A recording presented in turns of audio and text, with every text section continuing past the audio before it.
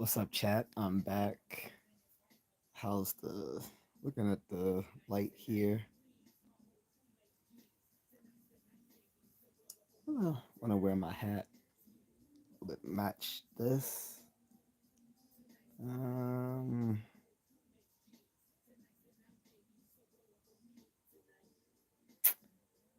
yeah, I'm gonna wear the hat.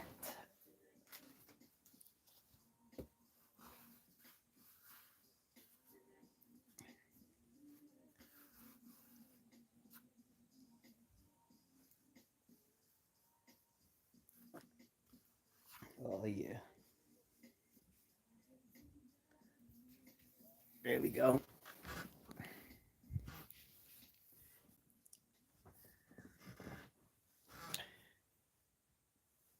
So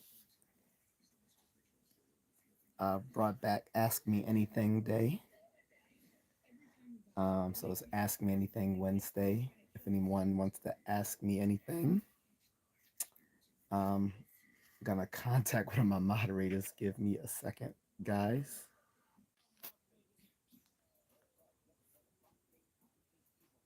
All right, I'm back. Hope the music isn't loud enough that it'll get me copyrighted.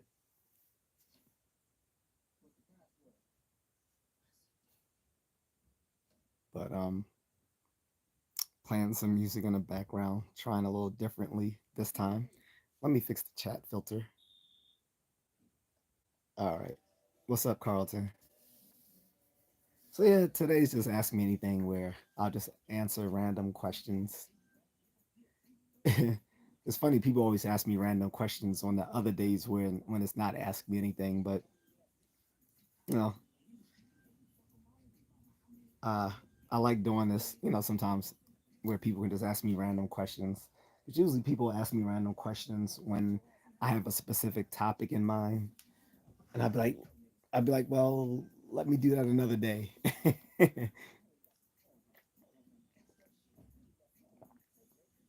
So today is that day. So if people want to ask me questions, have at it. Anything that's family friendly. I always have to make that clear. Like when I say ask me anything, I'm talking about, family friendly questions. And it can be questions on stuff that I've left in my previous videos or in some of my shorts, my YouTube shorts, because I bring up a lot of things in my YouTube shorts that sometimes I bring up in my lives. So talking about martial arts stuff or some something in something that's been in the news, something like that. Like I'll address some of those in my YouTube shorts, and I'll get a bunch of interesting comments. Matter of fact, I just recently posted a video where I was roasting some of these folks trolling in the comments.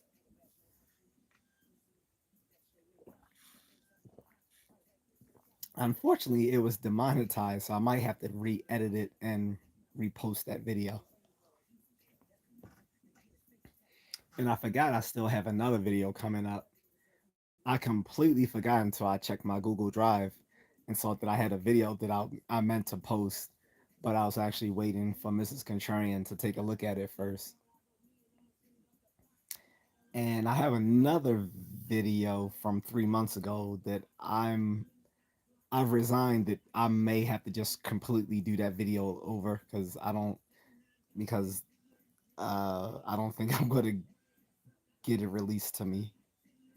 Because I asked someone to take a look at it and maybe video edit it, and that was 3 months ago.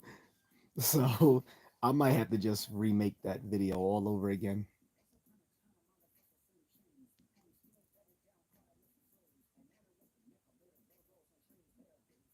Brandon, Ethan, who's your favorite YouTuber? Um, hmm, that's a good question.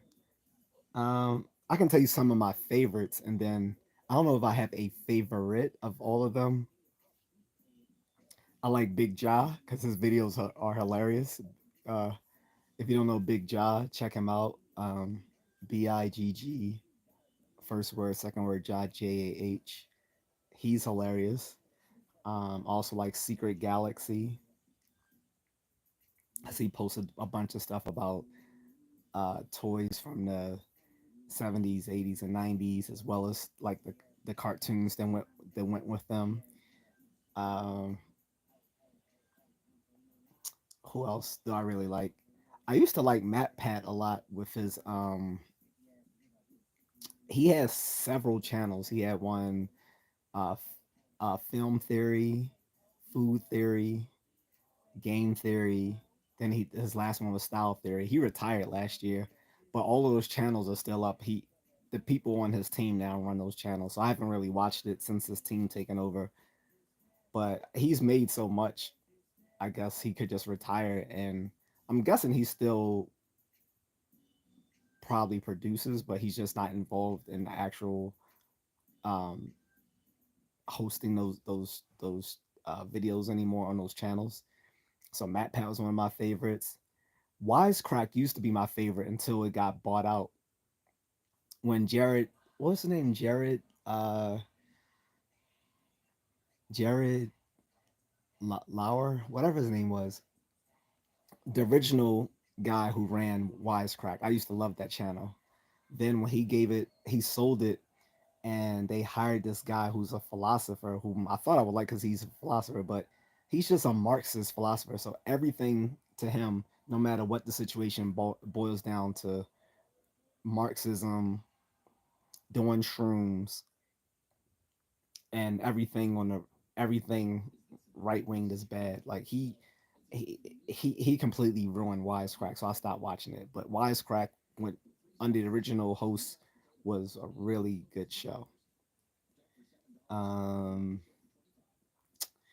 what else? Oh, Honest Trailers. I really like Honest Trailers. Uh, I like Icy Mike over on his channel Hard to Hurt. He teaches like stuff on martial arts, self defense, stuff like that. Really, really good stuff. Mm, am I missing anyone? Richie Mack was zoomed to Thailand. I really like his stuff. He really, made the Passport Bro stuff look good. Full, somewhat. Other than, well, I won't get into that. But yeah, I like his channel a lot because it's very high production, and he does it himself. Um, it looks like something would be on A&E. So unless I can think of someone else, those are probably like my favorite YouTubers. There's probably a few others I could think of, but the, for the most part, those guys. Carlton says the Jim Bro shorts are hilarious. Yeah, I mean, yeah, I had to go in because some of these folks in the gym be talking so much nonsense, Carlton. Like, they these dudes be swearing they fit, but they scared to run a mile. I'm like, if you can't run a mile, you're not really physically fit. I don't care how muscular you are. Or they be trying to tell fat people all you need to do is hit the gym, bro. Yeah, you need to hit the gym, but you still need to do cardio because it's like I literally know several people who've been hitting the gym for years and they're still fat, and it's because they only lift weights. And I was like, I'm sad to, I hate to tell them this because I want them to still keep up there being physically active, but I'm like, like just lifting weights isn't going to make you lose weight. You're going to just be fat and buff. You're going to be chuff. So people hate when I tell them you need to go run. But yeah, I think it's funny when I do the videos too. Plus, I'm just being honest, really. And my friend, that was the whole reason he told me to start doing a YouTube channel. He was like, "Yo, when you're brutally honest, it's just funny." So, so that's why I make those videos.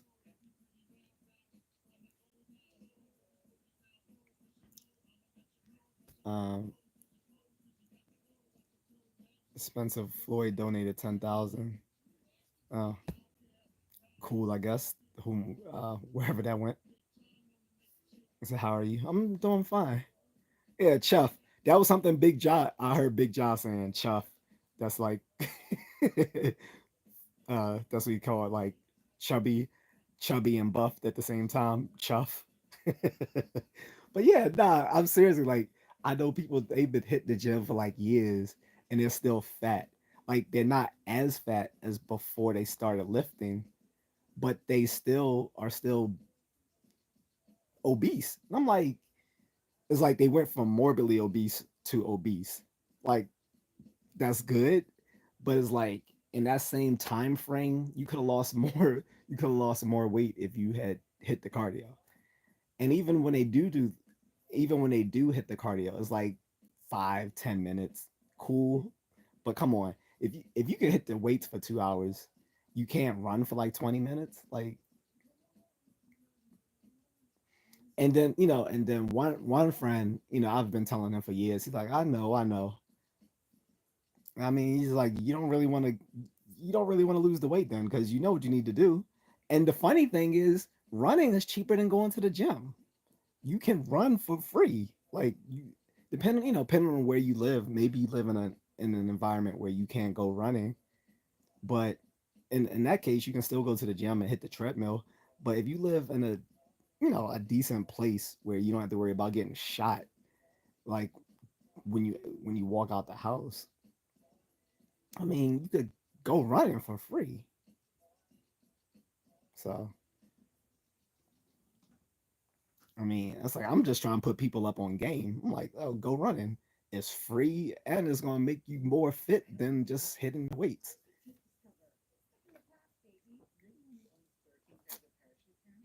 So you can run in place. Yeah, running in place isn't that good. If you're gonna like stay in, like if you don't have enough space to run, I would just say jump rope. Jump roping can get you those can get you similar cardio benefits. Uh, 10 minute 10 minutes of jump roping is equivalent to about 25 minutes of jogging. So um, you could definitely jump rope. Um, you can go rucking, like just literally just put on a heavy backpack, like 25 pounds, like 20-25 pounds or more, and just go rucking, go walking around with the backpack on. Especially like if you have a hiking trail um, near you, you can go hiking in the trail just wearing your backpack. Just pack all your stuff in there. That's cardio. Or at the gym, you can also go rowing. I don't really think rowing is a great form of cardio, but it is cardio. Then there's also the elliptical, the the the stairmaster. Really, the only thing I like about the stairmaster is when you walk past and you see these girls' asses. But what whatever. I didn't say that. You didn't hear that. Who said that? But anyway, uh, or the cycling. Like some people can ride a bike. There's an Asian lady in my neighborhood. She's been riding a bike since I moved back into this neighborhood from college, and she got to be fit because she rides her bike to work and back home from work. And because it was always like, you know, early in the morning when it was still dark, I never noticed until I saw her coming back home from work once when I was doing a evening run. I was like, whoa, she's fine. I didn't even realize it. I'm like, okay. It's like that cycling has really paid off. And again, if you don't have a place to go biking at home, you can go to the gym and do like a spin class or something. My former boss, he used to do a spin class, and he started teaching a spin class. Apparently, um, unfortunately, he's no longer with us because he had other habits that caused his early morbidity, but that's a story for another subject. And Thor says, "Do I remember Popples?" If you mean the toys, yeah. If yeah, I mean, if you mean the toys, yeah, I remember Popples. I actually wanted one.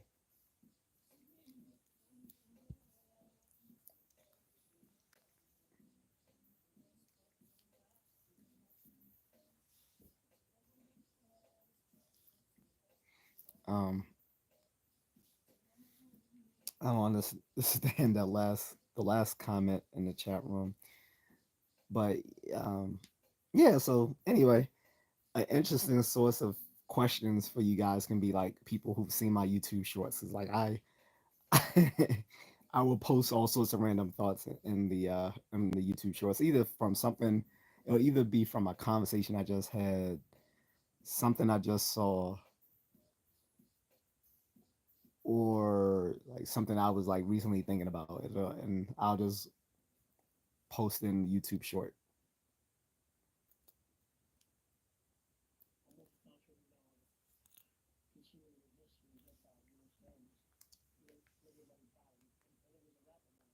So, um, but yeah, what other questions? Oh, also, well, for those who know my content, know I post a lot of stuff about philosophy and science. So I get questions on that. So you can question me on that.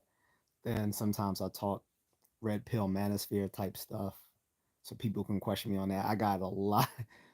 What was that, a week or 2 weeks ago? I got a lot of pushback on that stuff. Do you think we're in World War III? No. When we're in World War III, we'll know we're in World War III.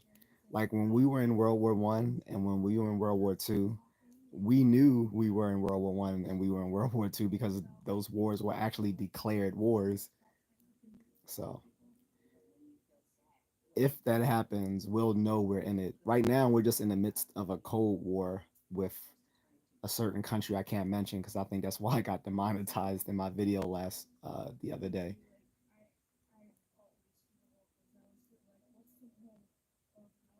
Oh, well, like I said, only family friendly questions, nobody. So if you come here with bullshit, you can go somewhere else. I literally said family friendly questions, like stuff that people who aren't retarded wouldn't say. And yes, I do say the R word and I say the F word because if you fit the description, I will call it thus. You're retarded.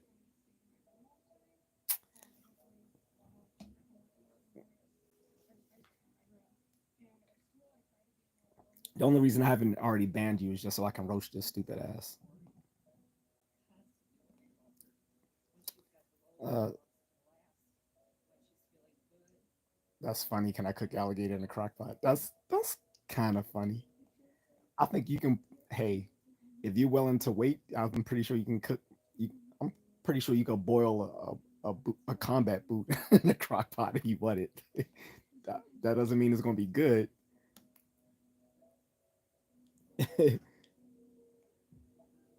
John says, "How's your night, G? I'm alright. I'm chilling.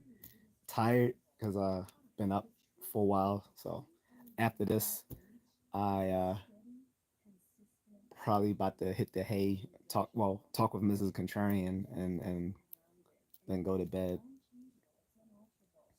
Yeah, Carlton. Yeah, he was just being dumb, so I just let him know. It's always some. It's usually someone who's young and stupid.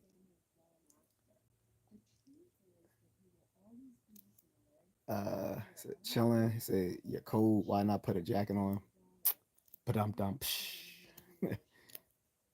Carlton says, "What are your thoughts on the theory of time travel?" Uh, I don't know what the theory of time travel is, but most physicists agree that time is linear because time seems to be an effect of the law of entropy, which means it's only unidirectional. It's not bidirectional. Um, through the law of entropy, you know, as things progress, more disorder. So can't really go backwards. You can only go pretty much forward. So I'm I don't really buy into a lot of the sci-fi notions of time travel. I think most physicists agree that it's linear and unidirectional because if there's any, I mean, and time is relative anyway. I mean, from what we know from um, special relativity, but the only, I think, objective aspect of time is that it seems to be an aspect of the law of entropy. So, um, other than that, I'm not an expert on that. So, and then also there's also the well-established ideas of if you went back in time somehow, you know, it would cause like sort of a physical inconsistency with present present day events, such as like the whole grandfather paradox, that sort of thing, where if you unalived your grandfather, would you still be alive afterwards, or would you even still be alive? Would you even be alive to be able to go back in the past to do that in the first place? So you have that whole paradox. So the the paradox just shows that backwards time travel is probably not, although it's logically possible, it's probably not physically possible. And even if you could, that would probably mean that anything going forward after you change the past would probably be an alternate timeline. And so, but for the most part, I don't think you can backwards time travel. And I think most physicists agree with that. Not all. There are some who, for whatever reasons, might have a thought experiment where you could do so and then not be physically inconsistent with the present. But I'm no expert on that. Uh,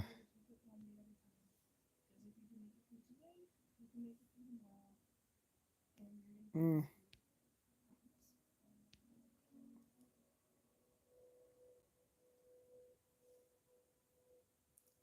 what's up, Stacy? Seventh floor says time travel is real. What is time dilation? Faster and an object moves a slower time forward. The Navy is the one who discovered this. No, they're not. The Navy didn't discover this. Einstein talked about the time, uh, relativity of time, like 100 years ago, almost 100 years ago, with his theory of special relativity. And even before Einstein, there were aspects of time relativity that were known from from Galileo himself. Um, his his what he discovered is called now classical relativity.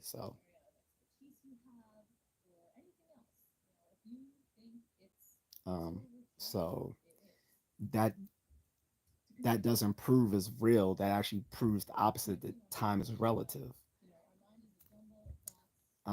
The Navy did not discover that. The Navy doesn't do that sort of research. The main research done by the military is through DARPA. So, um, and again, they usually hire the brightest minds to do that work for them.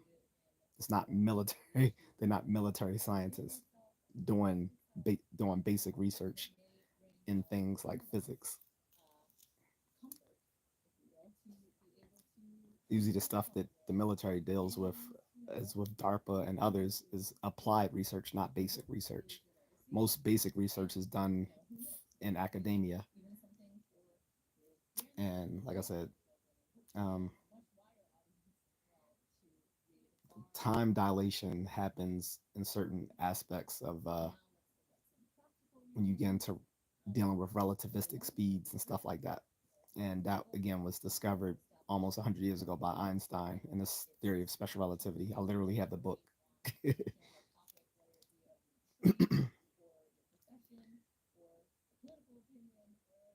Someone says Einstein, yes, when he threw the ball from the bus. We calculate the time dilation every day. It's in our GPS. If it wasn't accounted for, then our location would never be correct. Um, well, he didn't actually throw the ball from the bus. These were thought experiments that he actually did. What we call Gedanken experiments. Um, Einstein was a theoretical physicist. The work he did was all theoretical, like what we call a priori. Um, and it was later people who confirmed his his uh, his theoretical research with experimentation, um, which confirmed that his that his unfortunately he never got a Nobel Prize for general relativity. He got his Nobel Prize for his discovery of Brownian motion. Um, Someone else later on got the got the Nobel Prize for confirming general relativity, which was still kind of harkens back to Einstein. But his the GPS wasn't really talking about time. It was talking about general relativity and some features of that. Um, but yeah, global positioning systems is dealing with issues with general relativity. That things like in general relativity speaks on things that you can't really tell the difference between being in a gravitational field and an acceler or you can't distinguish between being in a gravitational field or an accelerating frame of reference, stuff like that. So,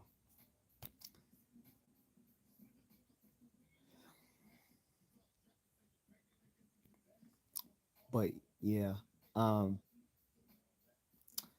his, but yeah, of course, his work, in special relativity, in general relativity, and even in quantum mechanics, went on to be used by people in engineering and other fields in which they were relevant.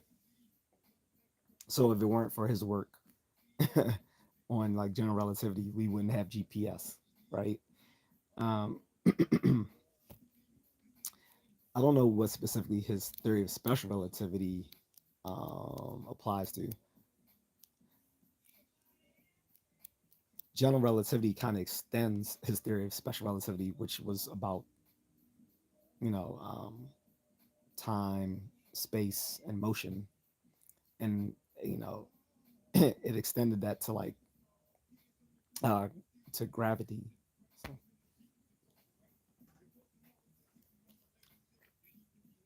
but yeah, special relativity was like about what time, space, motion, speed, that sort of stuff.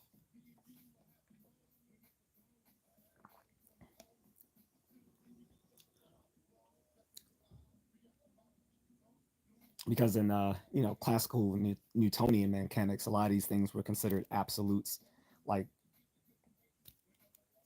time was an absolute, distance was an absolute, motion was absolute, all these sort of things,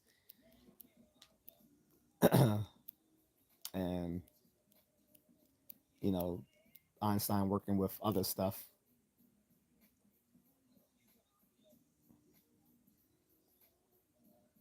found that that's not the case.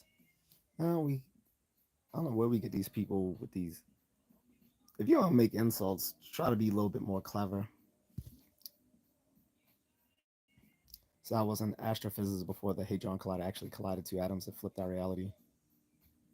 Mm, if you say so. Sound like you've been smoking a little bit too much granola there. It must be close. It must be almost 12. Oh no, it's not.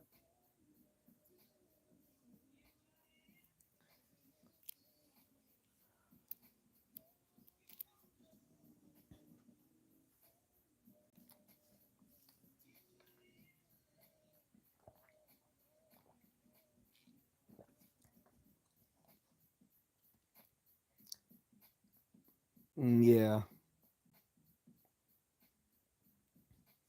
I would stick to. I would probably stick to that.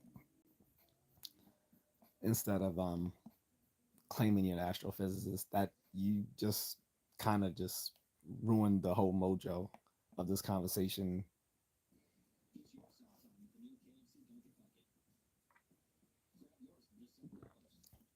And by the way, I mean it's nothing wrong with having a having a working class job. I will never clown anyone on that. What I will clown people on is when they, come here and they're delusional. Now, if you're delusional, I will make fun of you, but I'm not gonna make fun of anyone. If you need advice, you need to drop it in the. You need to drop some pennies up in here. It's right there on your screen. If you want advice, you gotta pay me for my time. I don't do advice for free. If you went to see a therapist, you paying for the getting it for free here. Tell you that right now. I had to drop a few pennies.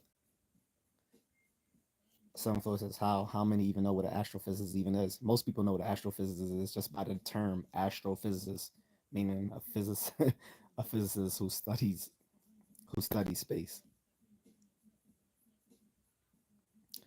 Roblox, you came here with the nonsense. Like I said, if you need advice, drop a few pennies. I'm not giving it for free because if you were gonna see a professional, you would have paid money. You would have went to your doctor, and they would have gave you a referral to a counselor, and that counselor you're paying either through managed care or out of pocket. So don't think you're getting it for free here. If you people want my advice, you're gonna pay for my time. Kevin Samuels didn't do it for free. Dennis Sperling ain't doing it for free. I'm not doing it for free. I'm not here to give advice to little kids. You have parents. Sorry. I don't.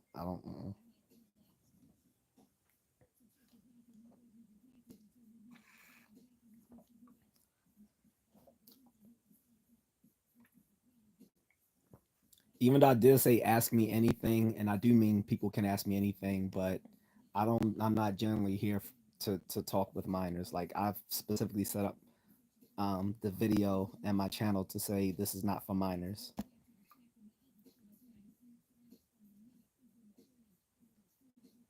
So I think you should go to a kid influencer, or you should talk to a parent.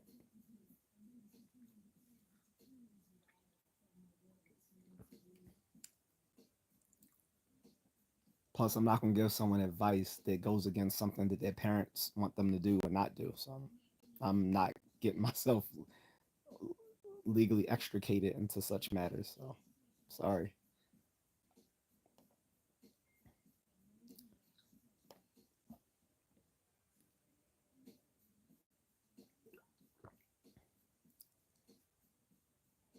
He said they should go to Mr. Beast. I don't think. Well, if what I hear about him is true, maybe they shouldn't go to Mr. Beast. But nah, like I don't mind. Sometimes I don't know if you've been here, Carlton, but sometimes I have given advice, but it's like people want everything for free. I'm like, nah, man. Like YouTubers don't do this stuff for free. Well, some do. Wait, someone just left a thoughts on CCNA and the future of networking. First of all, thank you, Jordan, for leaving me that super chat. Um, so let me get into that in 1 second. I'm gonna address that.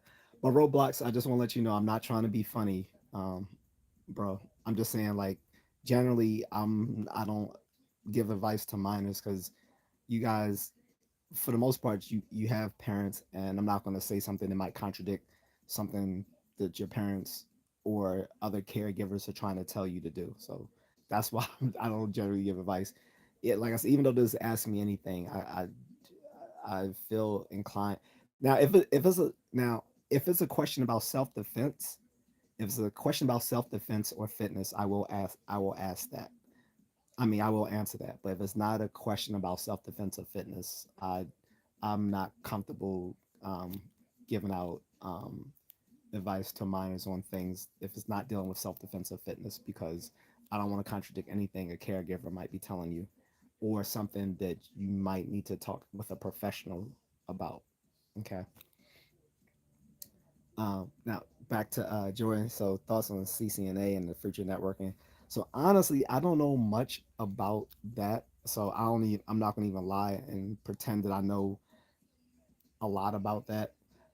At one point, I was interested in doing computer science when I went to college, but I was like, nah, I'm gonna do something else. So I chose the route of bioscience and then eventually psychology and philosophy. So I don't have much on that. What I do know is that getting those certifications can put you in a position where you are earning, where you are a high earner very quickly. I had a friend that did actually go to school either in computer sci or information science or programming, and he dropped out like I think like a semester later, and instead he went to one of those. They don't have these anymore, I don't think, because this I'm assuming because we went in the same time around 95, 96, right? Yeah, I'm that old. And like I said, he dropped out of college uh, after a semester or a year, and then he went to one of those cyber summer camps. And right after doing that cyber summer camp, he came out and started earning good money. Now, again, this is like the late 90s, early 2000s. I'm not sure if you can just do that now, but I know that from that time that he went into that doing that cyber summer camp, he started earning a lot of certifications. And so I know some of those certifications now and are probably obsolete. Um, like I don't do people still need stuff like C plus plus and basic and COBOL and stuff like that? I don't know. Like if people still need those certs. And then like Google gives a lot of those Google Analytics certifications as well. I don't know if those are actually useful, or if Google is just trying to get people to make, you know, give them money. He said thank you. That response was well received. Oh, no problem. If that actually made sense to you, you're definitely welcome. I was just trying to be honest. I didn't want to give you information beyond my ken, because you do have some YouTubers who are talking stuff that they really don't know about, and that's not. I'm going to be honest. I'm not going to tell you something that I don't know. But what I do know is that I've seen people transition from different careers into the field of cybersecurity with no previous background in cybersecurity. They're making good money. Like people who've like come out in the military, or people whose major was something completely different, um like criminal justice or psychology or whatever. And they have people say, man, you should do cybersecurity, and they take they start getting certifications in cybersecurity, and they start earning well. I mean, it might start off with a job where you're at like a help desk sort of thing, but even still, a lot of them are making like good six-figure money. And if you can get those, and then on top of the certifications, if you can get those, if you're in a position, depending on your background, where you can get those, you can get a good security clearance, then you really got options. Now, for some people to get those security clearances, they might have to go through the military to do so, but I've heard that it's worth it. Like some people literally just go into the military just to get those security clearances and then come out and get these jobs, usually as working for contractors and stuff like that. Some of them even start their own contracting firm.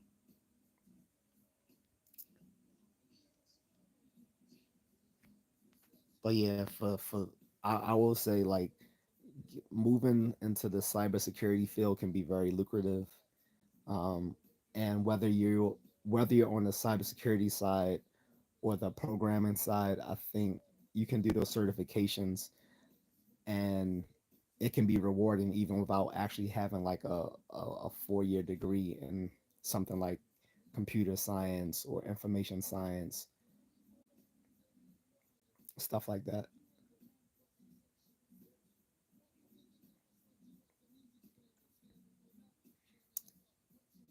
But again, I thank you for the question. That was a challenging one because I haven't gotten a question like that recently.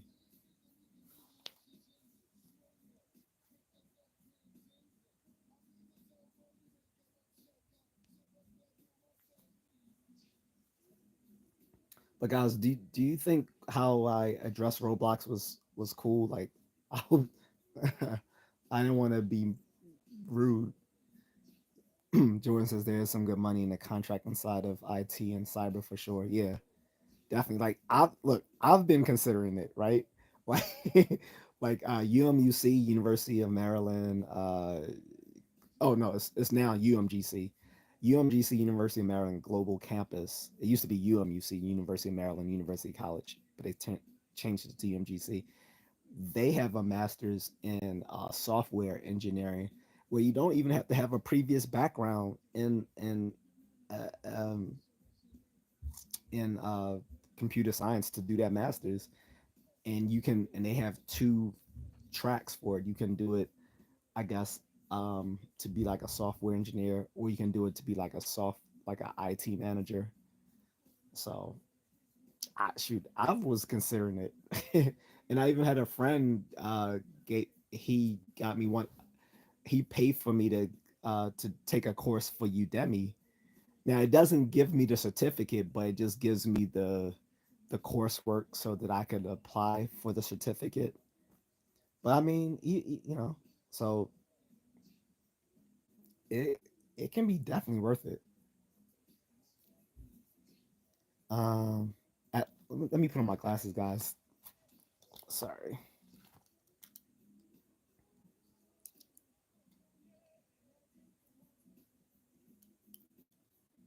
Oh, that's better. It said Atleti says I'm MCSE, CCNA, and network certified. And brother, let me tell you, it's a hard landing a job per se. So I consult. Oh, okay. Probably, I can see that. Probably because the field is probably it got so many people in that field now. Yeah, because like I said, everyone I know like 4 years ago was like, yeah, was moving into like stuff like cybersecurity and IT because they were hearing it was a quick come up. So like I said, people were like leaving their previous careers and getting these certifications just so they could get into that field. I think now you got so many people coming into it that it might be that the the the demand outstrips the actual like jobs available. Then I think another reason why it's become so popular is that a lot of people want to move into that field for the possibility of doing remote work so they can travel. Like a lot of the passport bros are folks in the IT field. What's dangerous though, some of them are working for the government, and they like, well, I can take my laptop with me. I'll just won't let them know I'm overseas and turn off my location. I'm like, you're gonna get yourself in trouble. Like not like you'll be lucky if you only get fired. Like you might also get locked up depending on your security clearance level and what you're doing. But yeah, like because of the possibility of remote work, IT and cybersecurity has ramped up even more in the last couple of years because a lot of people want to live the passport life, and that's a good way to do so. When I was overseas living and traveling, like I was doing it through call center work, and I could do that from my home. And then before I came back here, I actually had an office set up for me over there. But stuff happens. Maybe I'll open up a new office back overseas. But yeah, that's another. So that's another option if you can't work remotely doing IT work. It's also a possibility that you can do call center work, um, getting connected with people who are in the lead generation and direct marketing field. There's even a there's even a convention every year, I think in Vegas, called LeadCon for people who want to get more involved in lead generation. Jordan says studying CCNA now. He said, I agree. One would pay that matches the skills. Absolutely. Like I said, if I had came into it when I was younger, I'd have had it made because my friend has it made right now, and I'm jealous. Like you know, I have multiple degrees. He doesn't have one, but he has his background in computer programming and all these certifications, and all he did was a cyber summer camp. I think they still have cyber summer camps. I guess you two will probably know, but I don't know if it would be like how it was back then. Like you could just go to cyber summer camp and come out with a lucrative job.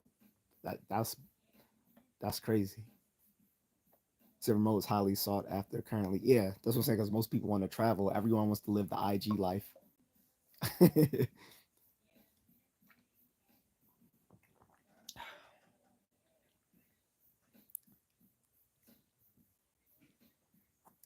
For me, I'll probably do it through um, the call center stuff. We'll see. Of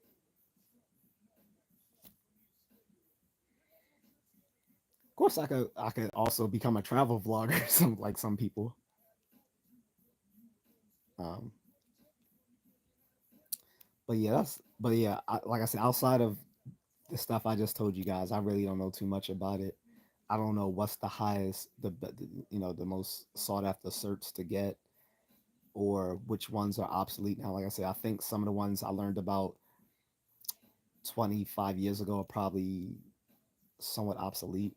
Then there's new ones, well, not new, but new wish now, like things like Python and all that. I remember when I wanted to set up my own app about 5 years, about 6 years ago, I wanted to start my own philosophy app where it will give you like daily philosophy, philosophical quotations and stuff like that. And I was telling my friend, he was like, "You just need to learn Python." I'm like, "The hell you mean just learn Python? Like that's not you don't just learn Python and just start an app. Like that doesn't make sense."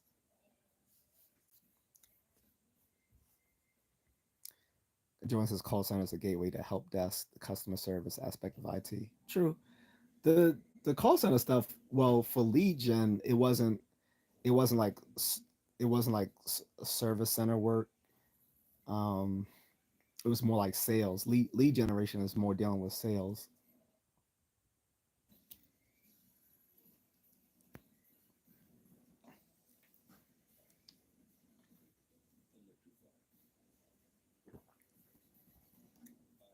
Like working for mortgage firms, um, payday lenders, uh, stuff like that. Opinion on white people. You gotta be a little bit more specific. What about white? Like, you gotta be a little bit more specific on white people. I don't.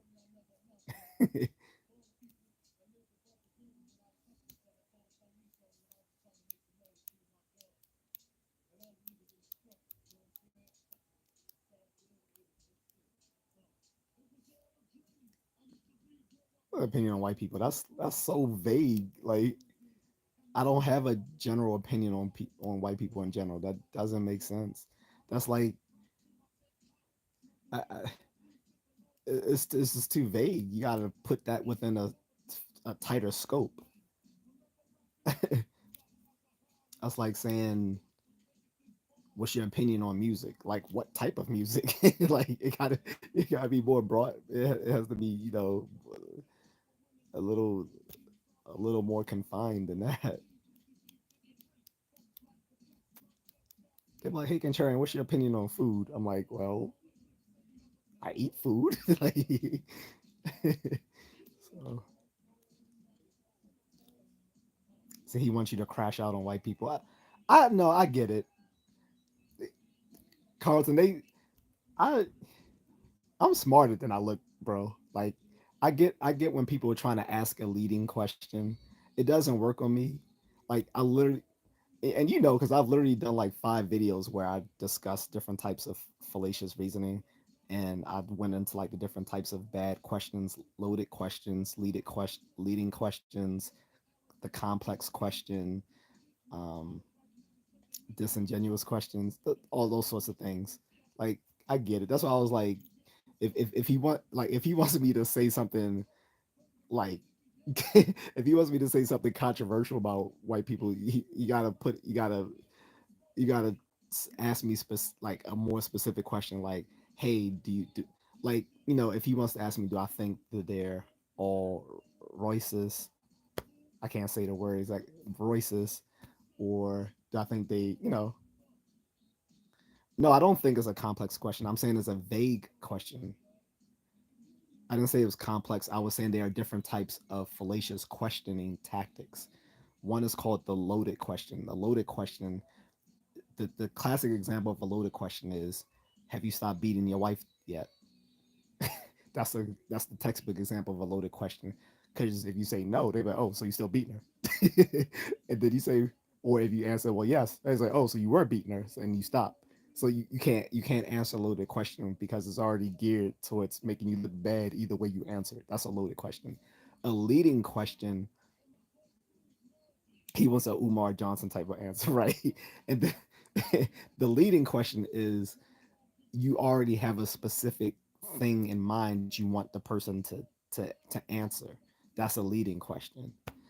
The complex question is when you ask multiple things in one statement.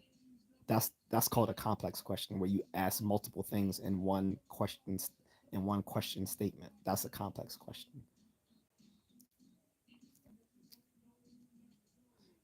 Then there's the framing question, which gets into again like the leading question, stuff like that. Framing is how you ask something will dictate how it's answered.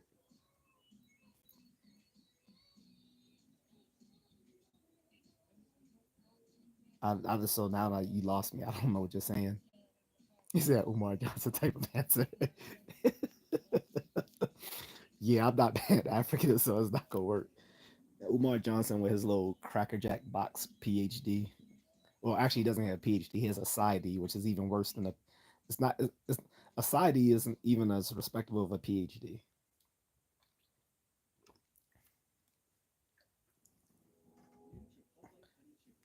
Like seriously, if I were his university, I would rescind that degree because he it makes it makes his school look bad by proxy. The fact that what he does.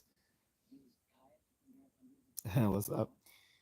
Um, but yeah, like I said, if you ask me a genuine question, I'll answer it. Like if there's something, obviously you have something in mind, Scarab, when you ask about white people. So just ask that specifically. Jordan says, I think I did the leading question one. I don't think so. Like I don't think so. Even if you did, if it's a genuine question, like I don't mind it being, if it's a genuine question. You said I thought that was genuine. You may have thought it was, but like I said, it was too. The scope of the question was way too broad. That's why I was saying it was too vague.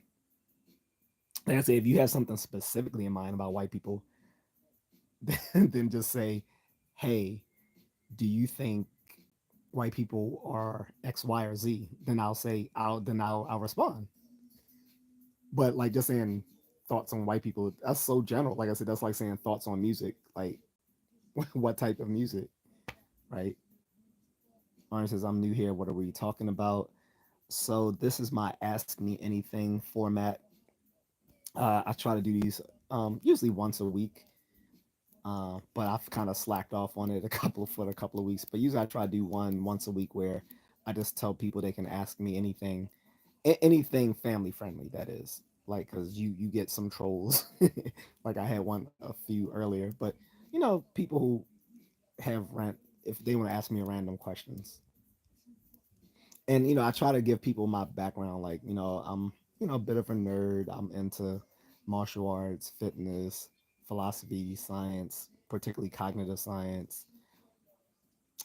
I'm into a whole bunch of nerdy pop cultural stuff like anime, comic books, superheroes.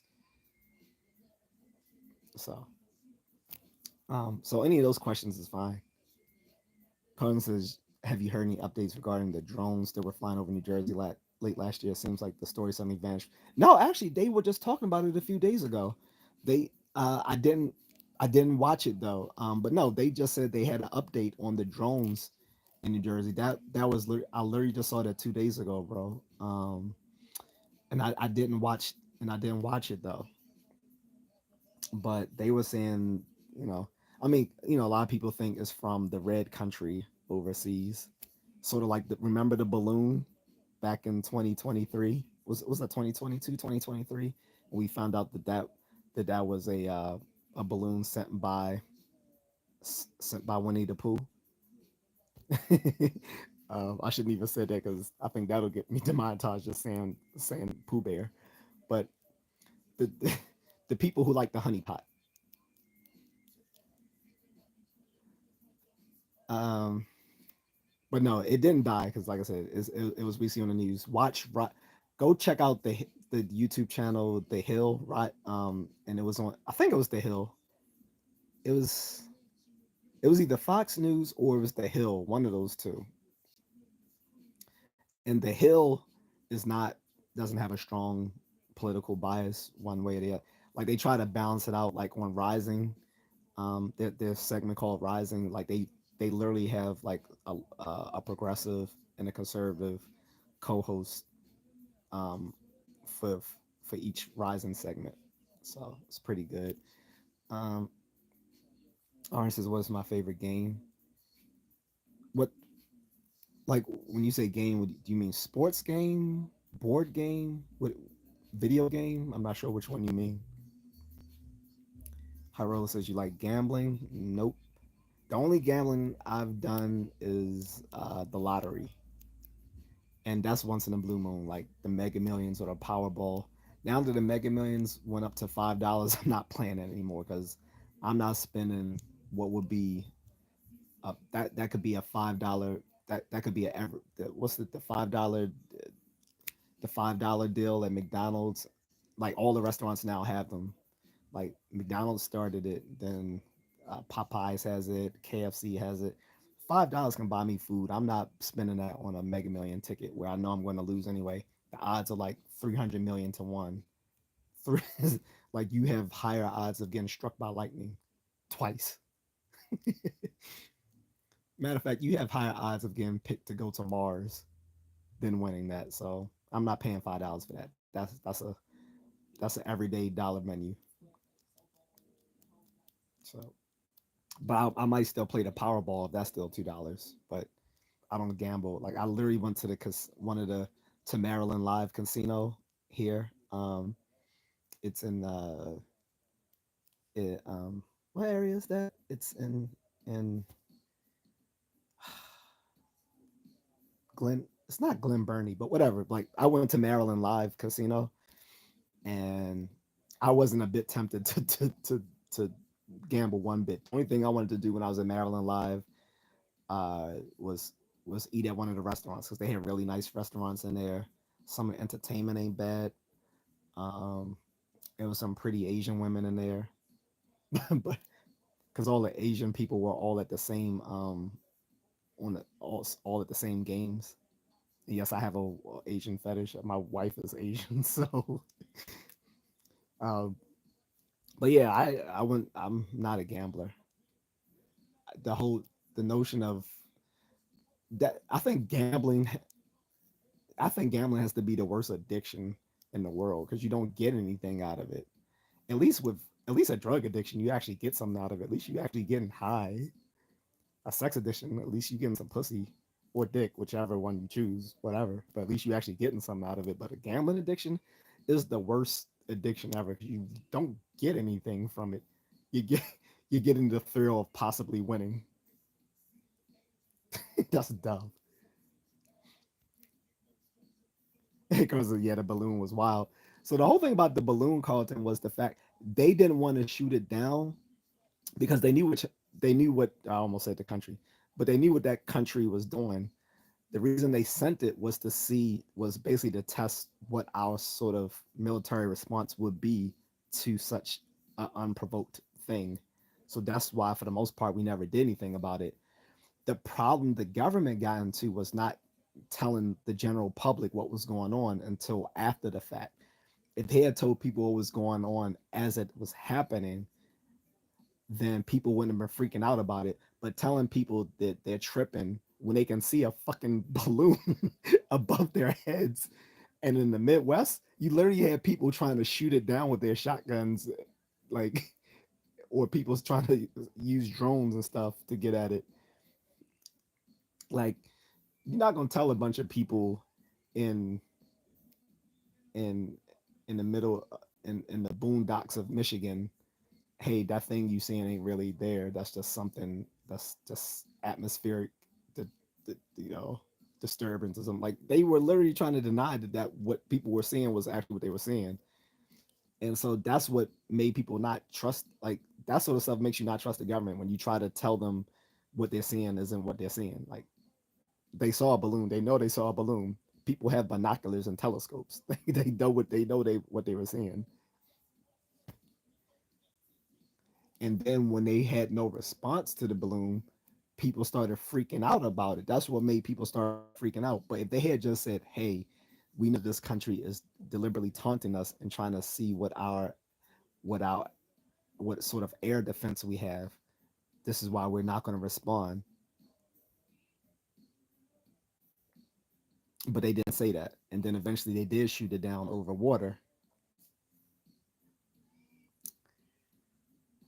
Opinion on CMOS?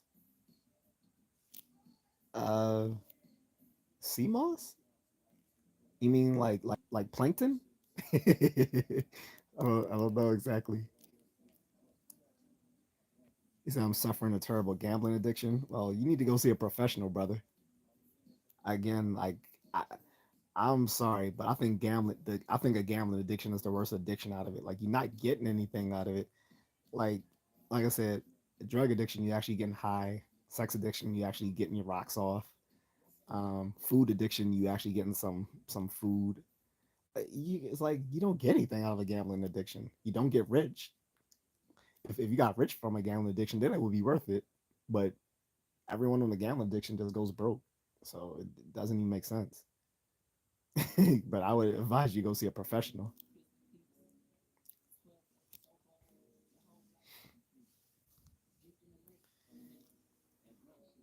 But yeah, CMOS. The only thing I think is we say uh, when you say CMOS, I'm thinking of phytoplankton.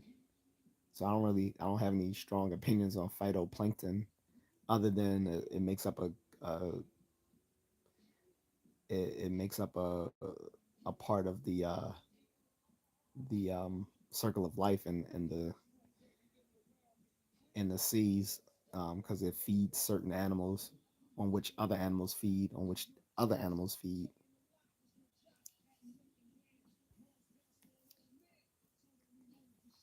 Hope the hip hop music isn't too loud in the background, because I'm hoping, like, you know it'll it won't trigger the the gods of YouTube to demonetize this.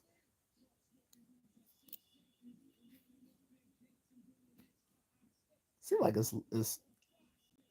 like it's down low enough that it won't filter through. You guys can tell me if you can hear the music or not. If you can't, then it's good. But yeah, guys, anyone who's suffering from any sort of addiction, go see a professional. And that's not to be funny. That's like serious. Like, you can't kick an addiction on your own. If so, there would be no need for professionals with it. Um, but like I said, I think gambling addictions are the worst because you don't get anything you don't get anything out of it. Like, for a lot of people who have gambling addiction, they're addicted to the thrill, and to me, that's whack.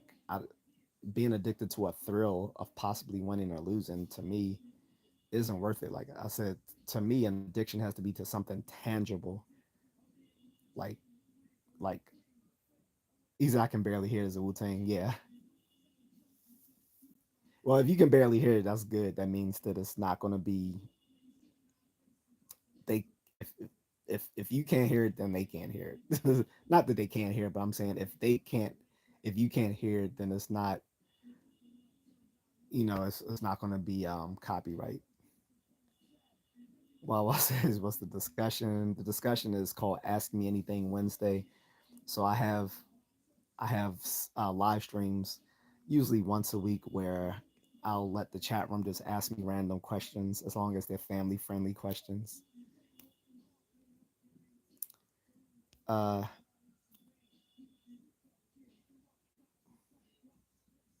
Plenty Henny sounds like he might need some professional help as well.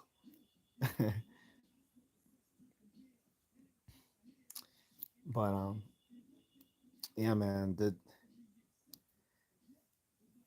I think all addictions are bad, and plus addictions are a disease. So a person can have an addiction disease, but they can be different things on which they become addicted, like gambling, like narcotics or substances, like food or sex. Although that one's up, that's a contentious one within behavioral research. But anyway, and other sorts of things. But usually, like substance abuse is pretty common when it comes to addiction, gambling, stuff like that. What's your opinion on a heartbreak and the girl is trying to get back with you? Easy, don't do it. That's easy. Don't do it.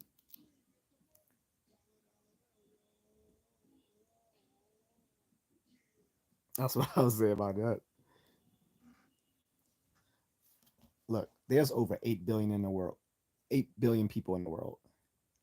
Over half of them are women. Over half. Even if you're just talking about within this country of 340 million people, over half of the people here are female.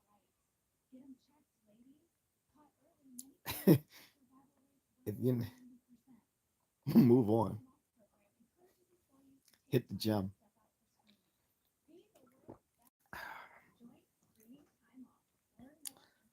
Wasting your and I'm talking from personal experience. Wasting your time on a heartbreak is the one of the worst things you can do with your time.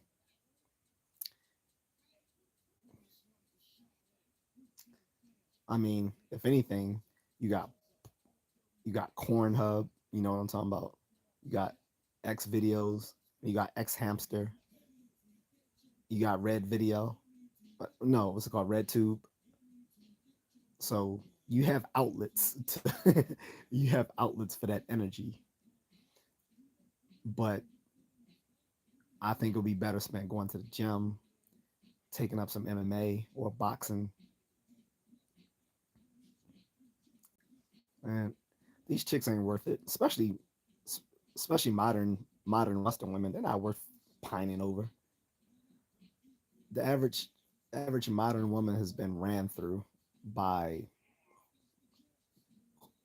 who told numbers of guys. It's not worth pining over them.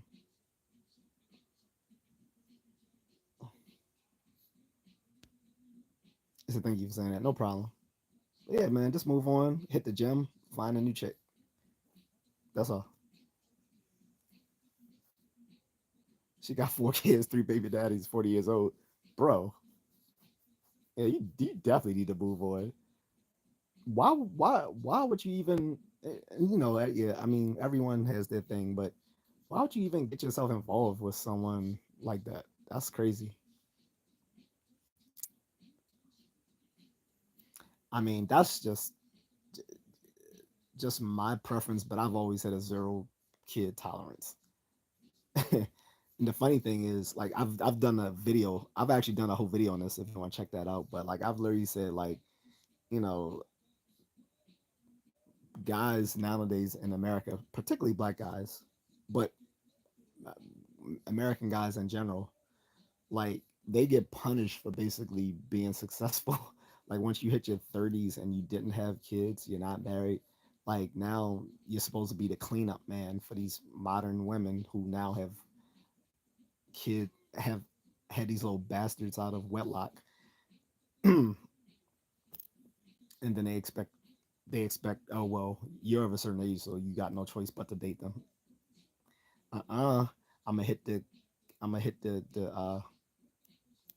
what was the test in Star Trek for becoming a captain? The Kibaru the Kibayashi Maru test of becoming a captain of how you deal with failure. So Captain Kirk said, "No, I'm just gonna rig the test so that I don't have to fail." That's what the passport is for. The passport rig. The passport is how you rig this. Is how you rig it to get out of the matrix. Your passport is your red pill out of the matrix, so that you can be like, yeah, I'm gonna jump over all these baby mamas and go over here to the Philippines, to Thailand, to Cambodia, to Lithuania, to Estonia, to Ukraine, when before it was in war. Um, Maybe Colombia, Brazil, the DR, Costa Rica. Like, nah, ain't no way I'm pining over a single baby mama with multiple kids and multiple baby daddies. Nah,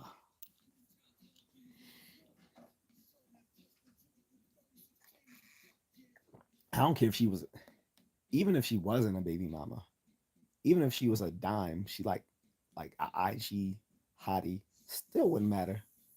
She's still replaceable. Any chick is replaceable,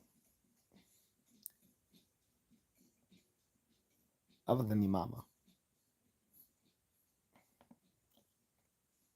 Everyone else replaceable.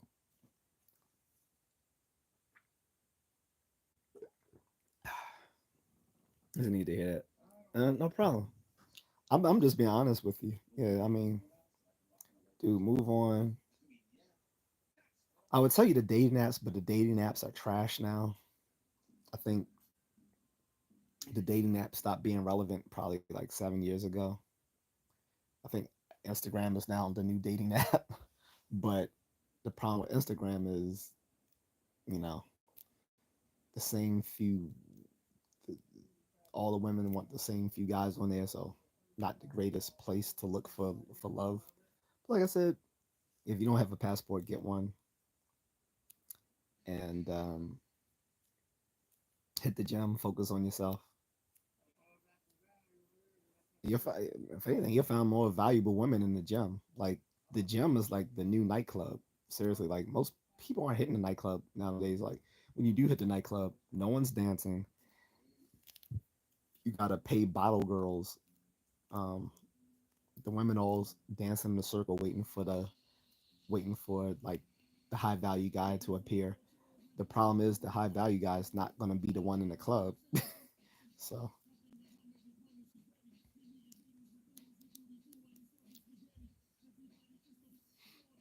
mm. Eddie's asking high roller how's he supporting this habit. Um,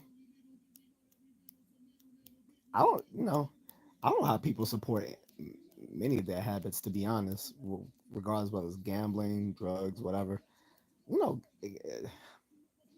addictions are expensive. So I don't, some people, well, obviously some support it through crime, but outside of that, I think people functional functional addicts seem to put all of their resources into what they do, into their habits.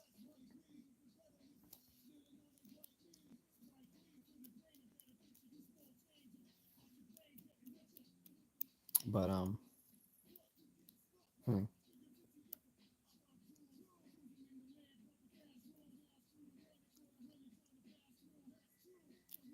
sorry, just looking at these videos.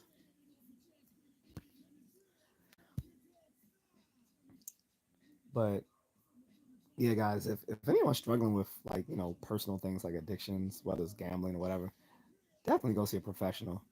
Like some people think I'm trying to insult them when I say go see a professional, but I'm really not. I'm like serious.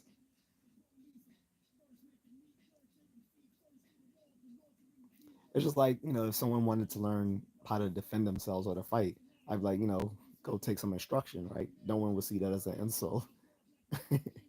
But whenever you tell someone to seek professional help when it comes to like, mental and emotional issues they're having, people are more reluctant to do so.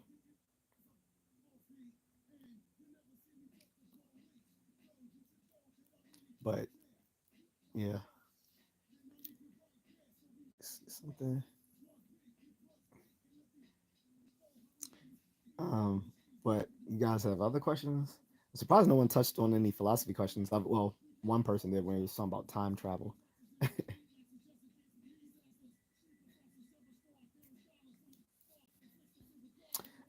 And not only just addictions, I was talking about morbid obesity as well, because to me, that can often be a sign of a food addiction. And I was literally talking to my friend the other day about that. I was like, dude, and I was being so sincere at the time. I was like, bro, how do people afford to become that fat? I was like, I wish I had money to become that. I was like, dude, low key, I wish I could afford to be that fat. I was like, I can't afford. And it was like, and when we both touched on something, because he was telling me, yeah, you either have to be really poor or really rich, or not. Well, not really rich, but you either have to be really poor or you have to have money to become morbidly obese.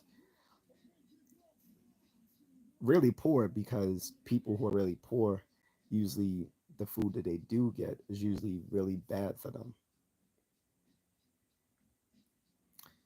Um, but the funny thing is, when I'm overseas, poor people are skinny. Like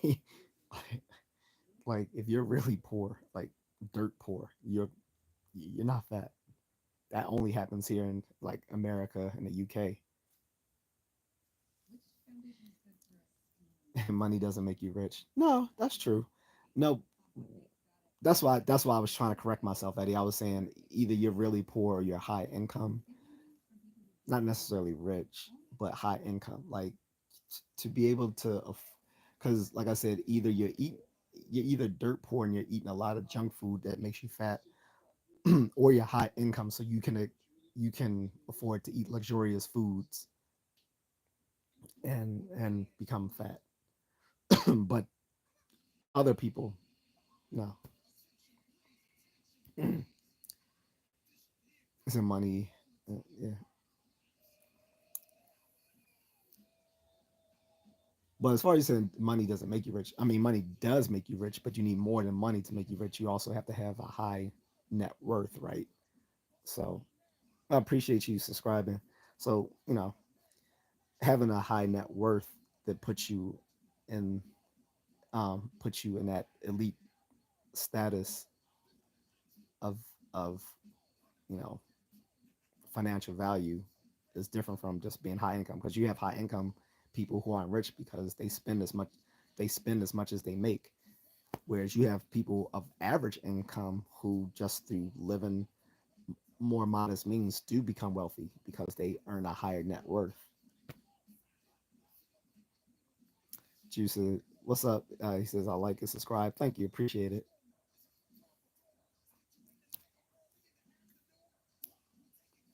But again, for everyone coming in, people or people just lurking in the background, this is called Ask Me Anything Wednesday. So anything you guys want to ask me, as long as it's family friendly, go on ahead. I don't pretend to be an expert on many things. I'm just a nerd who knows many random things. So,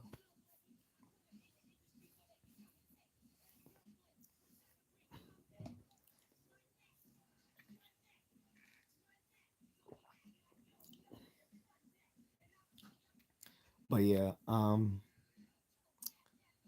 what was our reasons about becoming morbidly obese and addiction?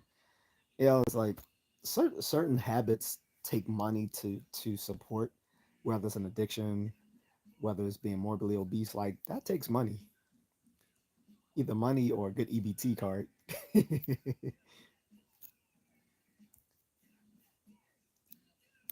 The reason it came up with a conversation with my friend and I a few days ago is because I was talking about there's a conservative commentator. I forgot his name. It's actually a black.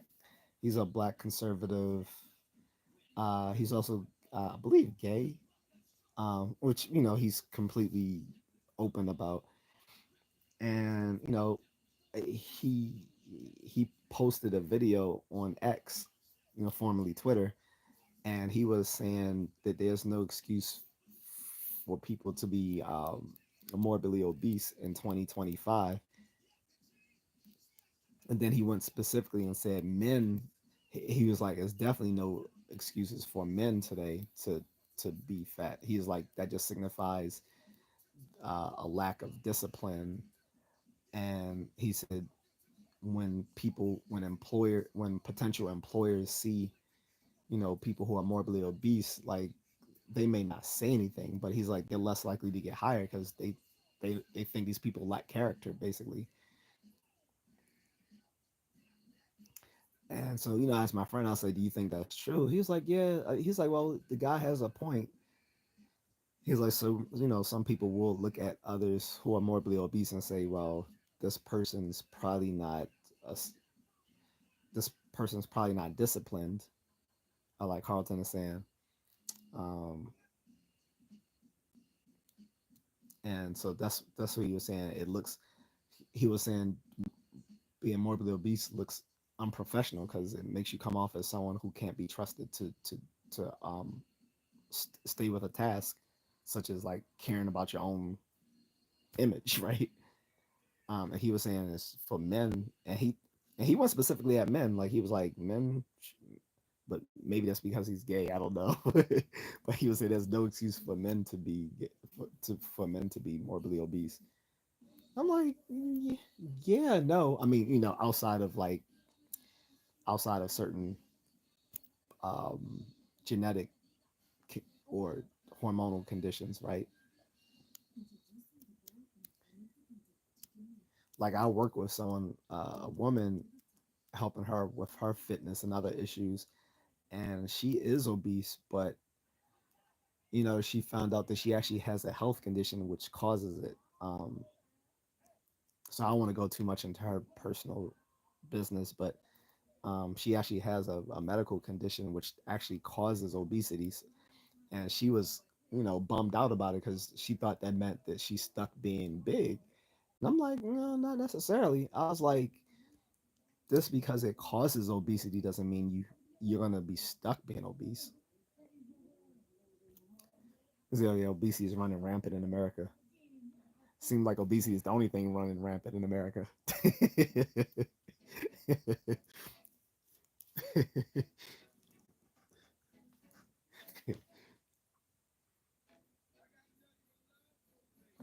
Because the people certainly aren't.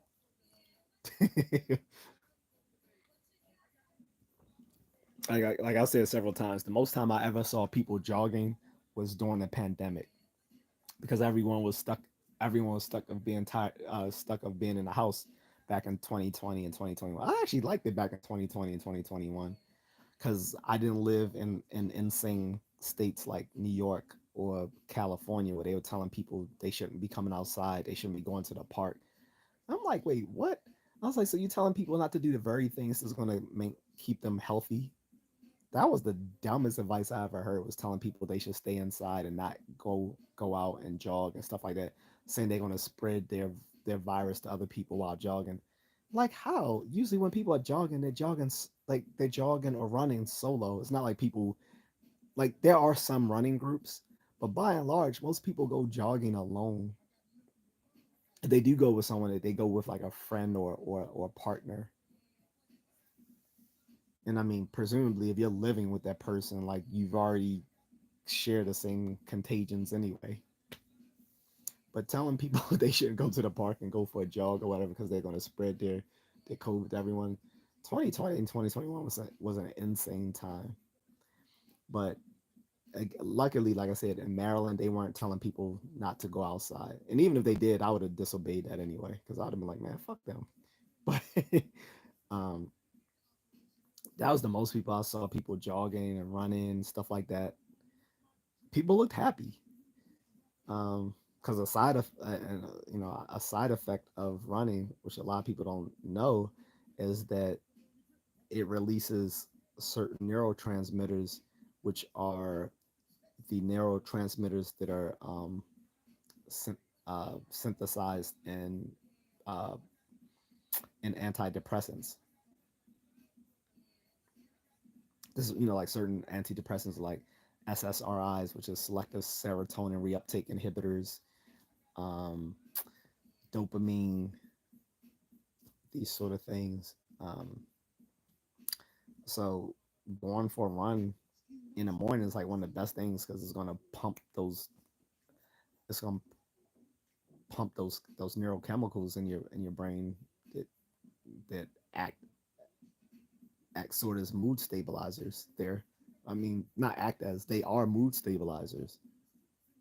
So it's like people were feeling better because they were going outside jogging. They're feeling healthy. It's like I would have hoped that people would have maintained that after 2021, but really didn't. After 2022, I really didn't see people out there like that. Like I still saw people walking around. I especially see a lot of Indian and people from the Desi community often just walking around. Like they'll go walking as a couple or as a family, which is healthy because you don't see other people doing. I don't see anyone from any other community other than like the Desi South Asian community who will just go out and go for a walk. um, but like I said, no one was jogging anymore. So like I said, obesity is rampant in America. That's because obesity is the only thing that's running.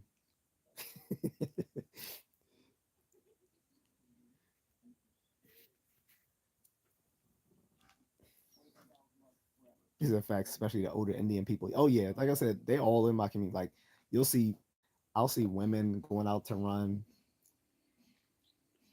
I remember, I remember last year, um, I went running at night, and it was these Indian folks in my grandmother's community, and they saw me running, and the girls were like smiling at me and stuff. I'm like, hmm. But no, like yeah, I'll see like old couples walking around. But I'll even see younger couples like they'll walk around with their children. Like I said, they're the only they're the only group of folks I see. They'll just take a healthy walk. Now they don't jog, that's for sure. they but they will go for a walk. So at least you can give them that. I'll see some black people going for a walk though. So I won't say I don't see them. Usually I don't really see white people. Like usually the only time I see white people, they're either jogging like I am, or if they are walking, it's usually like they're walking with a kid, like in a stroller or something like that. But you don't really see them doing like the couples or family walk like the Indian folks do.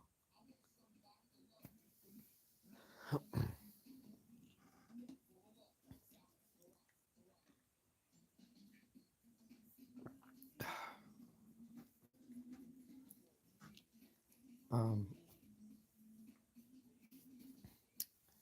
but yeah, like I said, maybe going for a jog might help people with their addictive tendencies as well.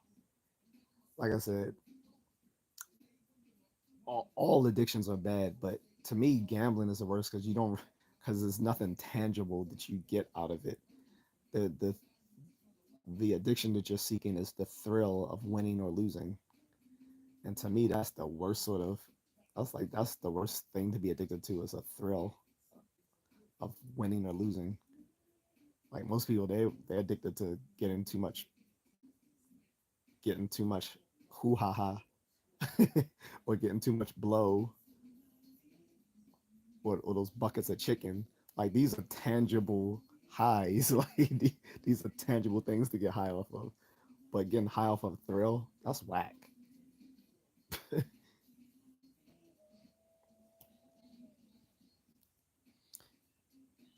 And that's not the same thing as an adrenaline junkie, by the way. Although I think there's some corollary between, I guess, being a so-called adrenaline junkie, which is just a you know,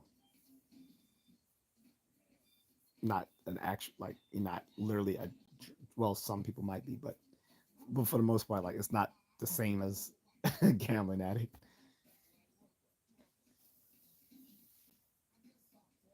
And it's like also it's like if you're a gambling addict, I assume that you must be someone who used to make decent money in the first place.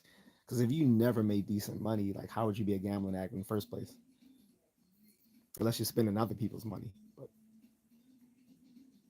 like I said, the only thing I've gambled on is the lottery. I've played Mega Millions and Powerball. And before it was Mega Millions, it used to be called the Big Game. So I used to play it since the 90s. And I would play like every once in a blue moon. Carden says, here's a fun question. Do you remember the Mike Crate challenge? And if so, what are your thoughts on it? Mike Crate. Are you talking about back again during the pandemic when people were stacking their crates up as oh the milk crates? That's what you mean, the milk crate challenge. Yeah. Yeah, I remember that dumb shit. I thought it was hilarious. Uh people built no the funniest one though the funniest one it was a dude that just was just literally just like he was literally just lighting a blunt and smoking it and stepping up to each crate and he didn't fall. He was just he was just super smooth with it, man. Like he that was the funniest video out of all of it. The fact that this dude was just going up each crate, rolling he like dude sorry, the dude was like literally rolling the blunt up, like rolling the blunt, like going sparked it. Those boys looking like, yo, let me get that. So he just stepped on down the crates, let the let the hit the blunt. That shit was funny. That was the funniest one. But some of these people, I'm like, man, you know your discombobulated looking ass ain't gonna be like some of these people like you knew they were gonna fall. Like you had it was all these little Lizzo chicks. I forgot about and it's funny that you brought it up because I haven't heard anything about the milk crate thing in like 3 years.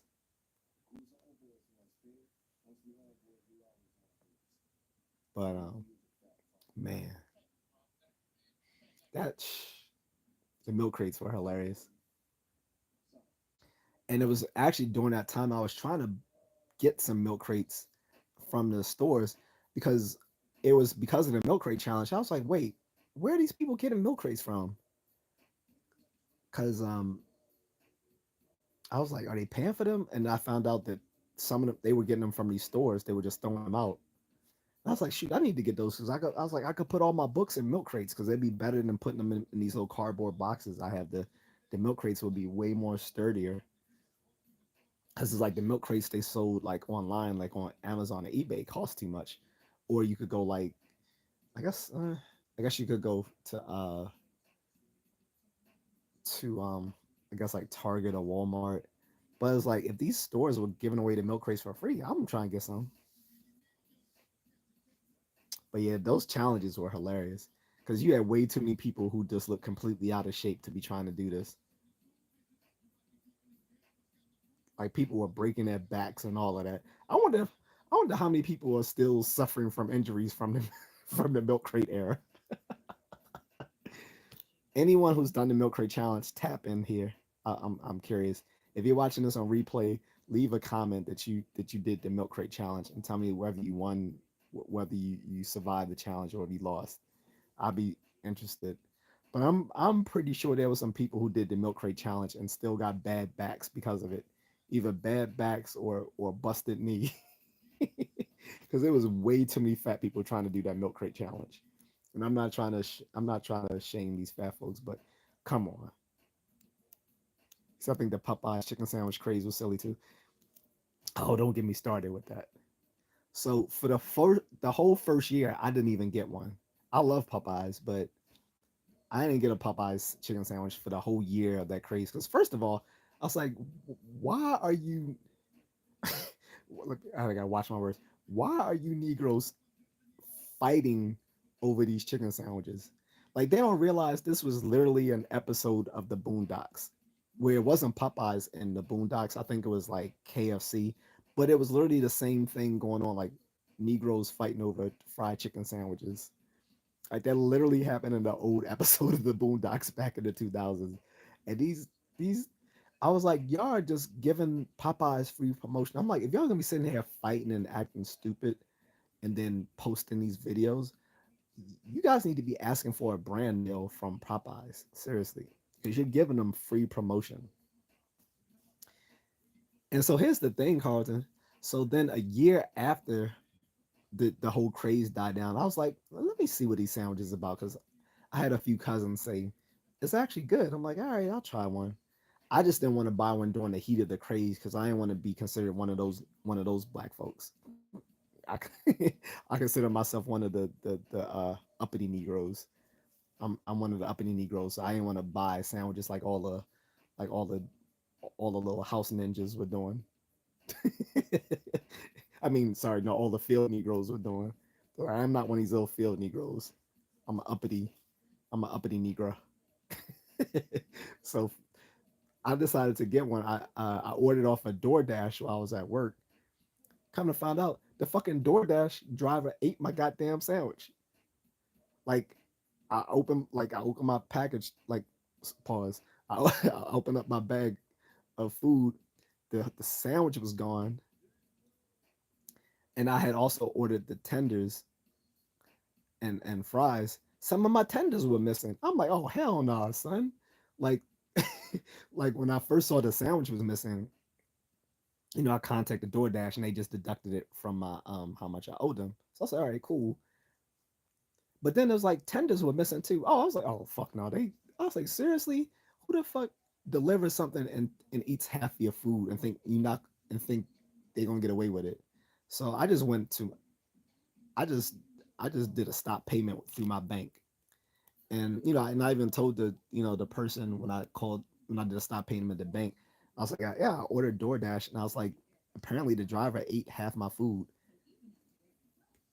and I was like, I just had it was like a few tenders and fries left that I ate, and she was like, you shouldn't have ate that. She was like, after they picked over it, they was like, I wouldn't have trusted it. I was like, yeah, you're right. I was like, but I was at work and I was hungry. She's like, no, I understand. She was like, don't worry, we stopping payment on this. I was like, all right, cool. Shout out to USAA. I don't bank with them anymore, but you know, they're they're they're good folks that work at USAA. Since they work out, they're set up for active duty service members and veterans and stuff like that. But yeah, yo, so I was pissed, yo, because I'm like, it's been like a year and a half. I was like, all right, let me finally see what this little funky ass sandwich is about. Open up the damn, open up my damn meal. Is the dude stole my sandwich, stole some of my tenders. He probably stole some fries too, to be honest, because I couldn't tell. But at least I got to stop payment on it. I was mad as shit. I was hungry as a mother, man. I was hungry. It wasn't even about the sandwich; it's the fact that I was hungry. So then I did finally get it. Tried it, and I was like, okay, this is good. I was like, man, this beats Chick-fil-A out the water. But and I'm gonna go on Chick-fil-A. I know this is a rant, but I'm a lean on people who eat. I don't have a problem with Chick-fil-A. I have a problem with people that eat Chick-fil-A and think they've eaten healthy. Listen here, people, and I'm talking to the black people out here. And no, actually no, I'm not gonna be racist. This goes out to the black people, the white people, the Asian people, and the Latino people. I think I'm a little bit Afro Latino in my background too, so I can talk about them as well. But anyway, stop eating Chick Fil A and thinking you eating something healthy. Fried chicken is fried chicken is fried chicken. You're falling for marketing. Do you somehow think that a fried chicken, because it's from one place, is somehow healthier than another fried chicken in another place? Not to mention, you know that all these fast food all these fast food restaurants, whether it's fast food like McDonald's or fast casual like Chick-fil-A and and Five Guys, they all get their meat from the same manufacturers, right? Well, like they all get their meat and poultry from the same people. So you're not eating something healthier just because the people who go to Chick-fil-A are the people who look down on people who go to McDonald's, not knowing they eating the same they, they eating the same quality of food. Like, yeah, granted, yes, the food may be better at Five Guys and Chick-fil-A, but it's not healthier. He said they think it's healthy because the cash is my pleasure. Whereas the McDonald's person, like, man, get the fuck out of here. I was just joking. And on top of that, I'm gonna defend McDonald's. If you are a person who travels overseas, McDonald's is great because Mc, McDonald's in every country has a different regional menu. Like they all have like their stuff, that you get here in America, but in other countries they have things you can only get in those countries. So when you go there, you can get in the Philippines. Sorry, my connection just got lost. Hope you guys still here with me. What's up, Remy? Um, but there's, um, like I said, I'm going to defend McDonald's over Chick-fil-A and all these other places. Like I said, at least you can find McDonald's in every facet of the world, um, other than the Antarctic. Okay, and maybe one day they'll have one there too. Get a get a Mc, you can get a McFreeze. But one day you might go to the Antarctic and get a McFreeze. Yeah, can I get a McFreeze and and and can I get it with the Szechuan sauce? But nah, but seriously, like McDonald's is the bomb. Like you can, first of all, overseas the ingredients are fresher because I know people always say, well, it doesn't taste that great here. That's because of that's not because of McDonald's. That's because of America. And that's something that whatever you think of RFK Jr., he's trying to ameliorate is how unhealthy our food is. So, um, he said the ice cream machine will work in Antarctica. No, it won't. It won't work there either. It won't work. They're gonna say, "Sorry, the ice cream machine keeps running hot." It won't work there either. It'll be cold, but it won't work. But you're gonna get it like a McFreeze sandwich. It's gonna be like uh seal. It's gonna be like seal meat or something. But yeah, seriously, like McDonald's, like look, McDonald's in Indonesia was cool. Um, Malaysia, Japan, Thailand, Philippines. Philippines, the fried chicken in the McDonald's in the Philippines is better than Popeyes. I'll stand on that 2 toes down. The fried chicken and McDonald's in the Philippines is better than Popeyes. And by the way, they now have Popeyes in the Philippines. Well, only in the Metro Manila area, but um, and Jollibee's copied their spicy chicken sandwich. Theirs is spicier. Like they actually put peppers. Like they actually put I think like jalapeno peppers or something on their spicy chicken sandwich. So it's hotter than a Popeyes chicken sandwich. It's good, but it's hot. And I said thank you, Maryland. Fear the Terps. Um, but yeah, so that's but like I said, Chick-fil-A are the people who go to Chick-fil-A are the people who look down on eating at McDonald's but still eat fast food and somehow think they're still eating healthy because it's Chick-fil-A. And it's not. It's not. It's the same fried chicken.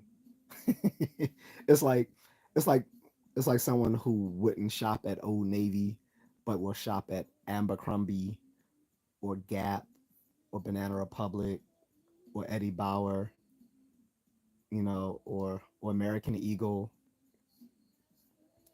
because they think Old Navy is cheap, and they all buy the same fabric from the same people.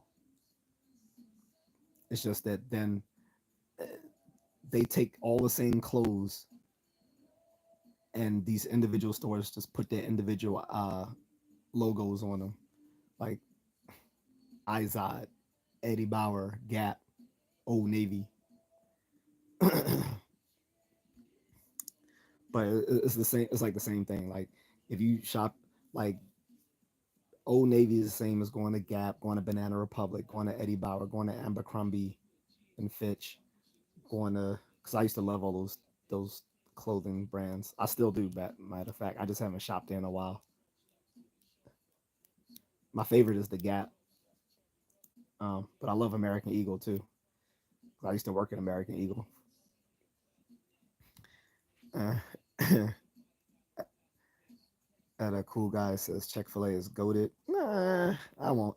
Their sandwiches are bland to me, and that's the thing. Like, why? It's like people put them on a pedestal, and sandwiches are their sandwiches are so freaking basic. The McDonald's has a spicy chicken sandwich like Popeyes, and it's better than Chick Fil A. And when I say that, people always say, "Well, Chick Fil A has those sauces like the the whatever sauce the I don't know what is it called the Fiji sauce or Tahitian whatever." I was like, "Yeah, but the sandwich itself is bland." I was like, "You gotta put sauce on it. Like it's not seasoned. Like it's seasoned like it's not seasoned well. It's just bland. Like you can eat the the Popeyes chicken sandwich or the Jollibee's chicken sandwich or the McDonald's chicken sandwich, the new one, not the regular McChicken. I'm talking about their spicy chicken sandwich deluxe or the KFC sandwich, and all of those taste good without even hitting the sauce on it. But the Chick Fil A, it's bland without the sauce. It's like it's overrated. Now they're now they're chicken biscuits. Those are good. Now I'll stand on the chicken biscuits. The just the chicken biscuits are dope, but their sandwiches. Plus, if you go to Popeyes, you can get chicken tenders, and chicken sandwiches. And they used to have the chicken tender sandwich. I think they recently got rid of it because it used to be called the po' boy. It used to be called the po' boy sandwich, even though it's not real po' boy because po' boy isn't actually chicken. It's like other types of meat. But they used to have the po' boy chicken sandwich at Popeyes for you guys who remember that. And then they just started calling it the chicken tender sandwich, but it was the same thing. So they had lots of chicken options for us chicken lovers. That doesn't sound racist. McDonald's chicken is way more processed and has more preservatives. Dude, it's not. They literally buy the stuff from the same people. They've shown this on there's actually a documentary showing this. Like the guy who made Super Size Me, people don't know he made a sequel to Super Size Me called Super Size Me 2. And Super Size Me 2 instead so in the original Super Size Me, the challenge was him to eat nothing but McDonald's and every time they asked him did he want to supersize his meal, he would say yes, and that showed how it made his health bad.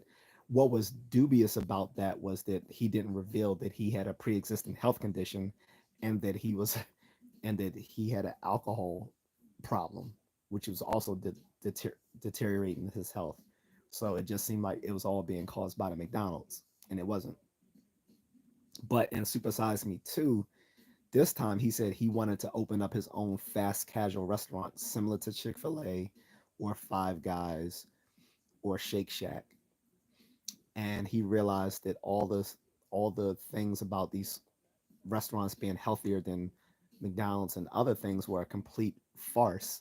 That all the all the stuff that goes into making them seem healthier than Burger King and McDonald's was just marketing. It was just advertising and marketing that like they were no healthier, like literally not healthier. They all got they all got their meat from they all got their products from the same meat and poultry producers because the other thing is it showed that the meat and poultry producers have a monopoly over that industry. Like you're buying from the same like two or three people who control pretty much the whole market for meat and poultry throughout the entire country. And they're buying and they buy the stuff in bulk or whatever.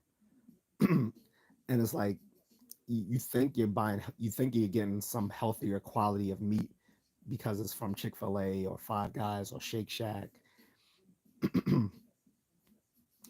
But they're literally buying the same food that Burger King and Wendy's and McDonald's are buying. So that's not true that they have more preservatives. It's not. See, I have friends who work at Chick-fil-A, I would know. Again, they work there, but are working there and actually being the people who are managers and owners is a complete different thing. Again, there is there are documentaries on this, and I'm not just talking about Super Size Me Too, which is a good way to get into knowing about this stuff. But this has been already. I mean, this has already been explored for like the past 12 years. Like we know that all this stuff comes from the same people. That's why I was just saying, like when it comes to like um comes to sort of preppy clothing, the whole preppy clothing stuff like Gap, Eddie Bauer, Banana Republic, Old Navy, Abercrombie, um, all those guys, they they're all buying the same fabric and the same clothes, and then they just stick their logos on it, the individual logos. Same thing with the fast casual and fast food industry. The only difference between the fast casual and fast food is just marketing. That's it. It's just marketing. And yeah, the Polynesian sauce. That's what I was talking about. I said Chick-fil-A sandwich is simple but elegant. It's simple but simple. It's a boring sandwich. Like I said, the only time I've eaten there was because I got a on my birthday. Um, I had got a gift card for Chick-fil-A, so I went there because free food. But anytime I'm actually deciding to go out to eat with my own money, I never go to Chick-fil-A. Now, if someone wants to treat me, I'll eat there. But no, I'll go to McDonald's. I'll go get Chinese takeout. I'll go to Arby's, Burger King, Popeyes. Usually, I'm getting Chick-fil-A or I'm going to a deli actually. But if I want fast food, it's probably gonna be McDonald's or Burger King. And if it's fried chicken, usually Popeyes, depending on where I'm at. But I usually don't go for Chick-fil-A because I find that food boring. It's not that tasty. I mean, it's not bad, but it's nothing for me to write home about. uh, so just looked it up, and McDonald's grind the whole chicken with preservatives and flash fry them, while Chick-fil-A hand bread the chicken breast, no added stuff.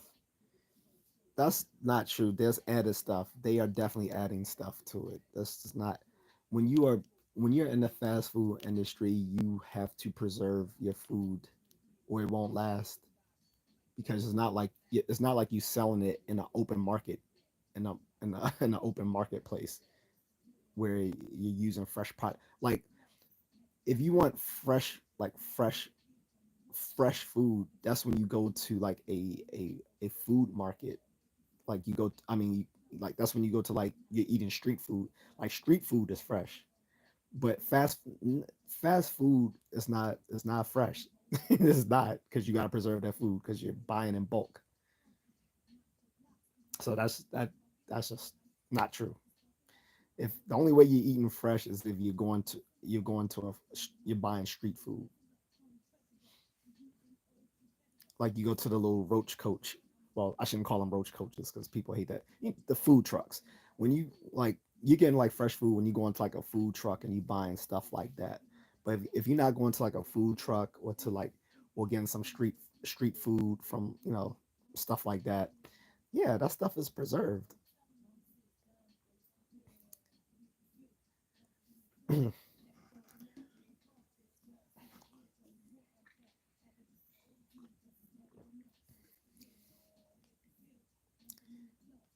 So Chick-fil-A is good for me, and if you don't like it, that's fine. I was just trying to tell you my opinions and information I found. I mean, opinions are either true or false, though, right? I'm telling you from what I know, like all that fast casual restaurants are just all marketing. I mean, some people may not. I'm not saying you can't like Chick. I'm not saying you can't like Chick-fil-A or that you shouldn't eat there. I was just saying I find the food to be pretty basic. Like if I'm gonna buy basic food, I may as well just go to McDonald's. I'm a kid of the '80s, so I grew up loving McDonald's. And on top of that, like I said, I can find McDonald's in every corner of the world where I travel. Like whether I'm in Germany, whether I'm in Thailand, whether I'm in the Philippines, whether I'm in Japan, or wherever, um, there's always McDonald's. And they also have, and all those places have have regional menus that you can't find anywhere else. This is also word advice. Don't say that's not true. You can look things up. Always fact check. Huh? I'm literally telling you stuff that I've already looked up. That's what I'm telling you. Like, again, have you seen Supersize Me too? That guy actually passed away, but that was probably, I think, his last documentary. It exposes the whole fast casual industry. The fast casual restaurants are just fast food that have marketed themselves in a way to make them look healthy. Like literally the way they make the restaurants look when you walk inside. It gives it a whole different image than if you walk into McDonald's. The way the food is is served makes it seem healthier. But if you break down the actual physical ingredients of the food, it is literally the same as something coming from Burger King, McDonald's, or Wendy's. And that's not to say it's bad. It's just to say that you shouldn't go there thinking that you're eating healthy. Because again, it just yeah, he passed away, Carlton, a few years ago. Because remember, I said he had a pre-existing health condition and I think a bit of an alcoholic problem. And that's why people were mad at him when when because he caused the McDonald's um, he hurt them in the McDonald's stock seriously when after Super Size Me came out because people saw how bad his health was deteriorating. But like I said, it was a little bit disingenuous because he didn't include the fact that he was dealing with a pre-existing health condition and that he had a and that I think he had a bit of an alcohol problem, which was also causing his health problems. So it just came off like it was just the food alone that was causing his problems, and that wasn't. I don't think that was fair. Because if you look up, does Chick-fil-A preserves in the chicken? It literally says no. Look up where, bro. I've literally taken a nutrition course. Do you know what preservatives are? It's literally to preserve food. Preservatives are salt. They're different types of salt. You can give them all sorts of chemical names, but preservatives at the end of the day are salts because that's how it keeps things from rotting. All of it has, again, unless it's food that they make that day and throw away that day, it has to have preservatives in them. That's most foods, especially American foods, have preservatives in them. Like I said, the only way you really eating fresh is if you go to a restaurant where they're making stuff by hand, or you're going to like a food truck, or you're going to one of these you go into one of these markets where they serve street food. It's just like Five Guys claims that they buy fresh potatoes from certain markets, and they say that they never freeze their food, that they use what they use and they get throw it away what they don't use that day, and then they order from a new place the next day. That's partially true, but they also do still preserve their food. Like it's just a lie to say that they only are using fresh food and that they're not sticking it, that they don't have a big freezer in the back that they put their food. Of course they do. That's just not true.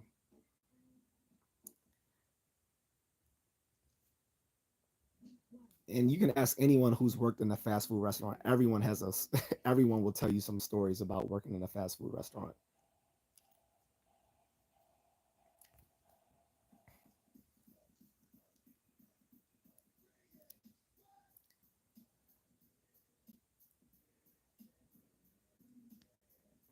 So I never said Chick-fil-A is healthy. I never said preservatives are bad. No, you said they don't use preservatives. I'm telling you that they do use preservatives because most food has preservatives in them unless, like I said, unless you are fixing everything fresh from the well, I hate to use that marketing term, when they say from the from the field to the table, whatever. But no, I mean, unless the freshest food I've seen is like street food, like street food or stuff where they're like making stuff, like you have stuff, people cook this stuff right there in front of you. But I never said preservatives are bad either. I'm saying that they all have preservatives in them because you're dealing with fast food. They buy food in bulk. Food in bulk has to be stored, which means it has to be preserved. And they definitely use preservatives in chicken. They definitely do. Because again, they all buy their meat and poultry from the same sources. Like I said, the meat and poultry and the the, the meat and poultry producers have, it's just like it's like three or four big mega companies that have a monopoly on the entire industry. So they're all buying their stuff from the same people. They're all buying their stuff from the same people.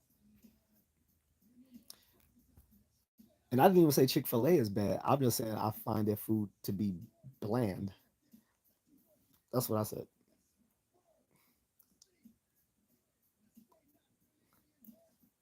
What's going on? But yeah, so that's basically it. Like I said, people can eat wherever they want. Taste is subjective. Like Carden says, I had a roommate who worked at Starbucks and they would throw away their food at the end of the night. He would bring all their food back home. We had a fridge full of sandwiches and pastries. Yeah, I remember my friend. He used to work at Taco Bell. He used to bring us a bunch of food home at night. I remember at Howard. Shout out to the HU at Howard University.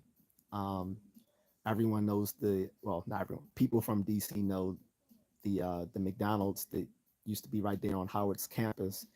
They used to give away all their food to the homeless at the end of the night. But when I'm talking about they preserve their, like they store their food, I'm talking about their uncooked food. Like obviously the cooked food has to be it has to be thrown away at night. And what happened was people were actually complaining they were giving their food to the homeless. So a lot of fast food companies now don't want the liability. So instead of giving their food away for free to homeless and poor people, like they literally dump it they just throw it in the dumpster because they don't want to be on the hook for any sort of civil liability in case someone gets sick. So I think they stopped doing that at the Howard McDonald's too. Can I ask a simple math question? This is unrelated to everything we talked about. I'm doing a survey of some sort. I'm not great at math, especially at 1 o'clock at night, but you can try. Then after that, I'm getting off. But yeah, go ahead. Um, but yeah, fat. Yeah, the. Oh, by the way, that's another thing to put you guys on game. If you want a bunch of free food, go to the, go to a restaurant when it is closing. Go to these fast food restaurants when they are closing, and often they will give away a bunch of free food to you guys. I'm just putting you on game. McDonald's, Burger King, Wendy's, all these places, when they are about to close, they will give away free food, putting you on game.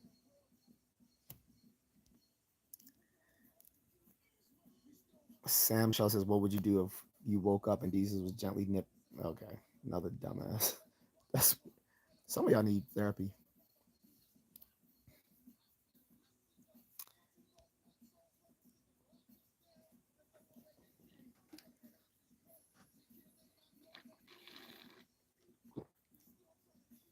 I can't hear this Freeway song anymore without thinking of that Ace Vane video when he had. I don't know if you guys know the guy Ace Vane. He makes these really funny cartoons and stuff on Instagram, and he might be on YouTube too. But I know he's on Instagram and Facebook. He'll take like stuff like old cartoons and like dub over them and have them saying crazy stuff. But he had like the Scarecrow rhyming like Freeway, Lex Luthor rhyming like Jay-Z. It was crazy. So I tried to hit him with the Luger man. Kryptonite bullets won't. uh, he's what he say? He's a kryptonite bullets jammed up my Ruger main. It was funny. Like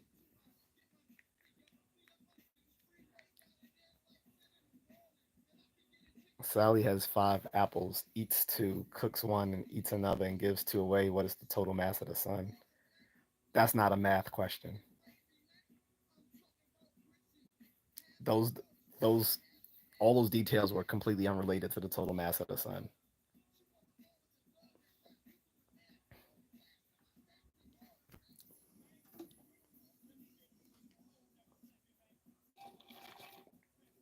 That's funny though. He said that's so random. That reminds me that that's not like something that would be on South Park. They was like, look, Chewie is a Wookiee. Wookiees come from Endor. If Endor, if Wookiees come from Endor, that means that my he said that that means that my client is innocent and you must acquit. Yo, it's funny. Uh, this lawyer on YouTube, he calls himself the Legal Eagle. He said that the Wookiee defense has become such a running joke within the legal world that they actually referenced that in law school called the Wookiee defense because it was so ridiculous. He's like, look, Chewie's from Endor. No, he said no. Chewie is a Wookiee. Wookiees come from Endor, and if Wookiees come from Endor, you must have quit. Oh man.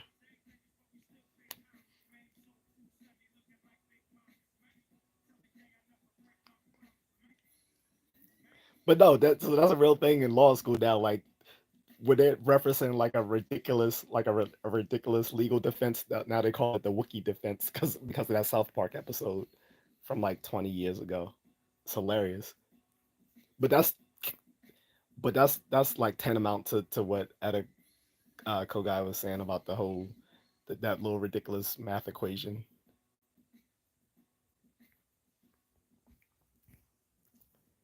But thank you for the comment. I think kind of no diddy though.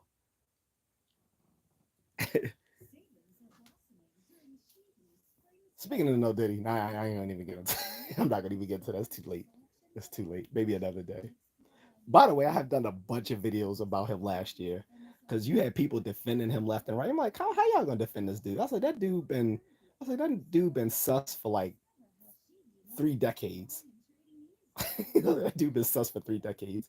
Like literally, the very first time I saw Puffy was in a music video by a group calling themselves the Fine Young Cannibals, and he was looking zesty as hell in these little spandex. And the song was "She Drives Me Crazy." I'm not gonna sing it here because I sung it once on my YouTube shorts. People were like, "Yeah, you sound zesty yourself." I'm like, dude, I'm just making fun of the video because that's exactly how they sounded. So I'm not gonna repeat the song, but the whole song "She Drives Me Crazy" by Fine Young Cannibals came out in 1991. Dude was literally one of the background. Puffy was one of the background dancers, looking zesty as hell. And it's like that. It was no like finding out dude was a freak. Like that was not a surprise. It would have been a bigger surprise if he weren't. what mess? What was the? What was surprising was all the people that got caught up in it because been a bunch of celebrities who went to his freak offs. I mean, so much so that after things came out, Usher wiped out his wiped out his whole Twitter and Instagram, and even Pink. I was like, Pink? I didn't know Pink was going to freak offs, but Pink wiped out her entire Twitter back then too. Cause dancers turned CEOs. Tupac. Is that something he actually said? I didn't know he referenced that. He actually said that, but no, that's literally true. He was a background dancer for Fine Young Cannibals, and then like he always talked about going to Howard. He only went to Howard for one fucking semester. He went one semester, dropped out, and started working for Andre Harrell up at Uptown Records. Oh, he said that. Oh, Tupac knew.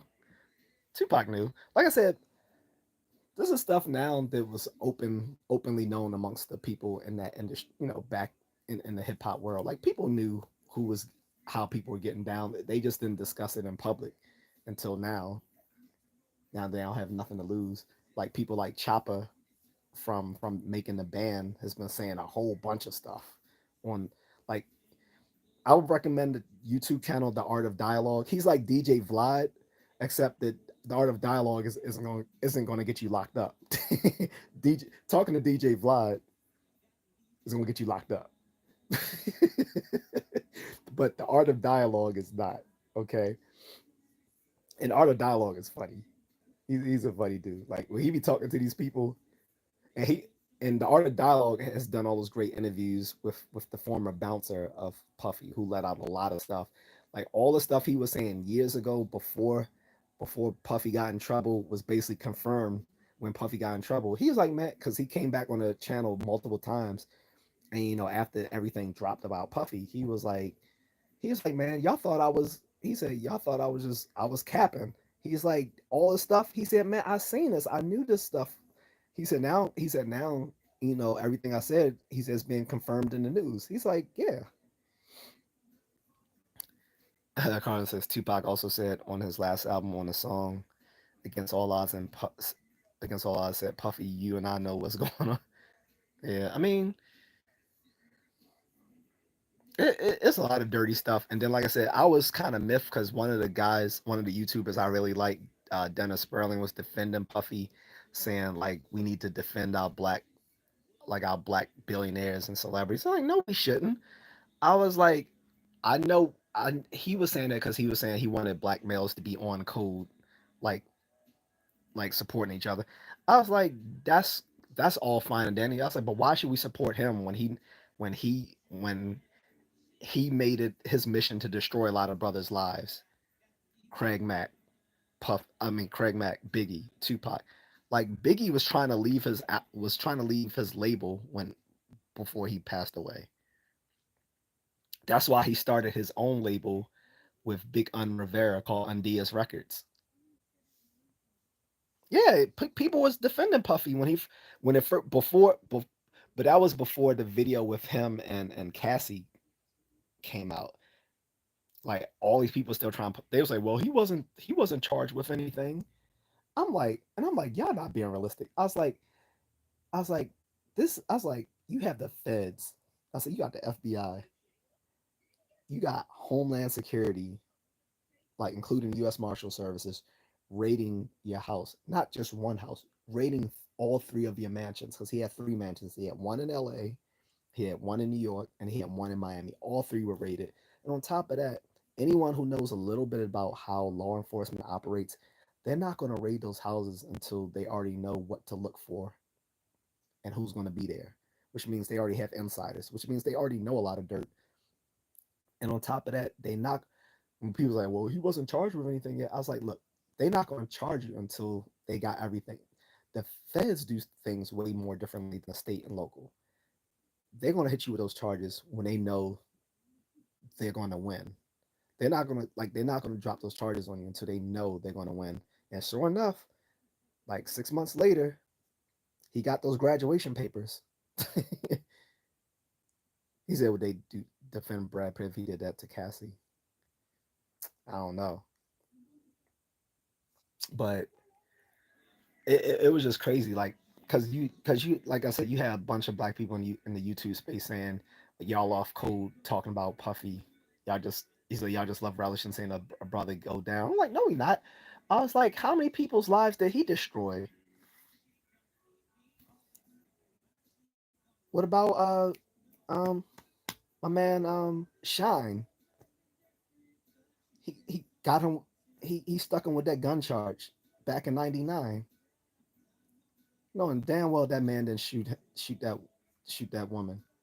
He might have had a gun in the club, but he, but the victim still says Puffy was the one who shot her. She said she was willing to even get the the the, the, uh, the fragments dislodged out of her face just to do just to do a just to do a what do you call it? A the bullet matchup thing. I forgot what you call that sort of analysis, but you guys know what I'm talking about. But yeah, she said she was willing to do that just to prove that it would match to a firearm that he owned, and this was last year. She said that. I mean, look, his entire career has been has been destroying other brothers' lives. So why should we be on code to defend him? I'm like, I don't get that. And I respect Dennis a lot, but I strongly disagree with him on that one. I was like, like someone died. Like even when he did this charity event back in the early '90s. Someone died at this charity basketball event, and Shine going to prison and getting deported from the country. That's crazy.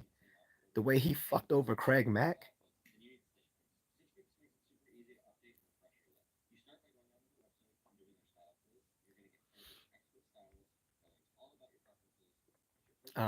But yeah, a whole bunch like just he was just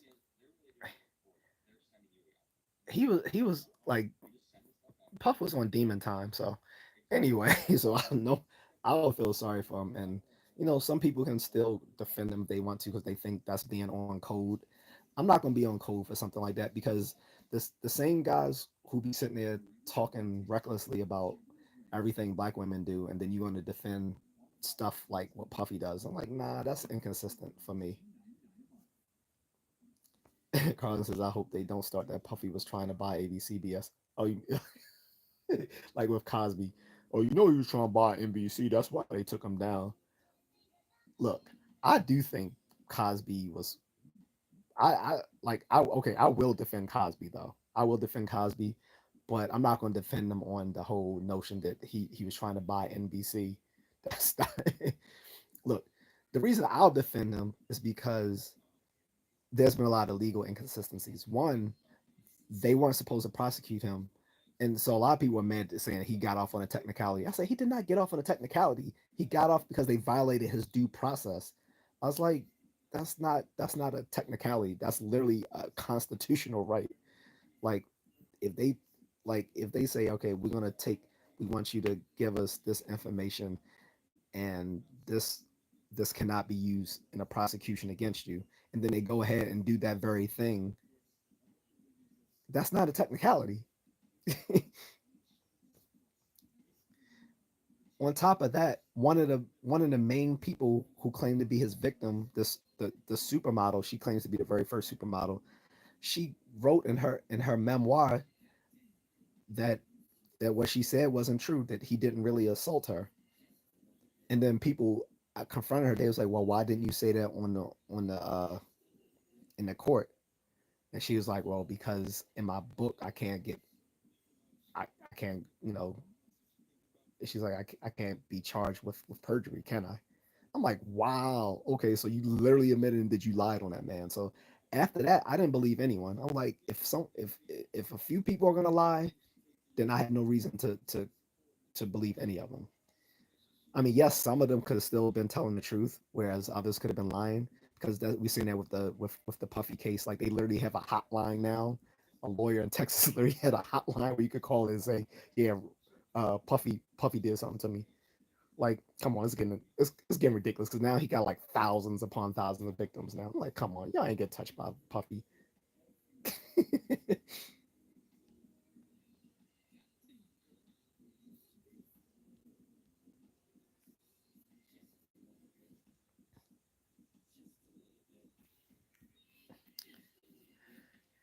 These trolls better stop. They they're playing, and if it's the troll whom I think it is, they used to troll me a few months ago. Just remember that my friend and moderator stays your information, and he can release that on here anytime that he wants. And if you are a new troll, then also the same thing applies. We can release all your fucking information on here, so keep fucking with me and see what happens. Anywho, but yeah, I'll defend Cosby though, because like I said, look, once that supermodel admitted that she lied and then said she could admit that she lied in her memoir, but she couldn't admit it on the on the eyewitness stand because she didn't want to get hit with perjury. I have no reason to believe anyone else then. So and Puff, he definitely did it. Did it, but a lot of these people are lying. A lot of these people are capping. Like they just trying to get on a quick come up. Like now that you have a hotline where anyone can just call and say, "Yeah, Puffy did something to me," I just don't believe it. Some of these people calling in probably weren't even born when he was performing back in the '90s. Talking about he touched them. Like, come on. Or the one that claimed that both Jay Z and Puffy did something to her, and then she later came out and admitted that she lied. And we know Jay Z didn't because he this came out at a time where he was still married. So it was like, nah. The reason the the reason why Jay Z is not facing what Puffy is facing is because Jay Z's married. Guys, there are good things about being married. Being married might save you. Because Jay Z might be facing problems too if it wasn't for being married. Because we already see Jermaine Dupri going through it. Jermaine Dupri got stuff going at him. Who else? Jamie Foxx. So, just saying, could have been married. Especially when you got all these little fruitcakes trying to claim you did stuff.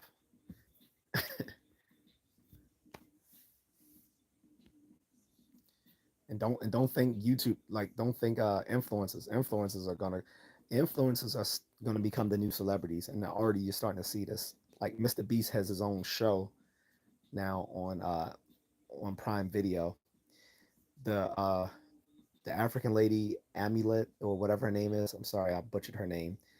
The one who started the Pop the Balloon of Fine Love. She now has gone mainstream. She has her show went to Netflix. So yeah, so look like a bunch of weirdos are coming on here. So I'm about to go, Carlton. If you still here, brother. Um, but we can chop it up again another day. But I'm out, guys. Take care. If anyone had any other questions or whatever, you can leave it in my comment section and I'll check it out. If it's something retarded though, I'm not going to answer it. I'm just going to be completely blunt. Like if you asking me something stupid like ASMR, I'm not going to answer that. All right, all right, brother. I'll talk to you later.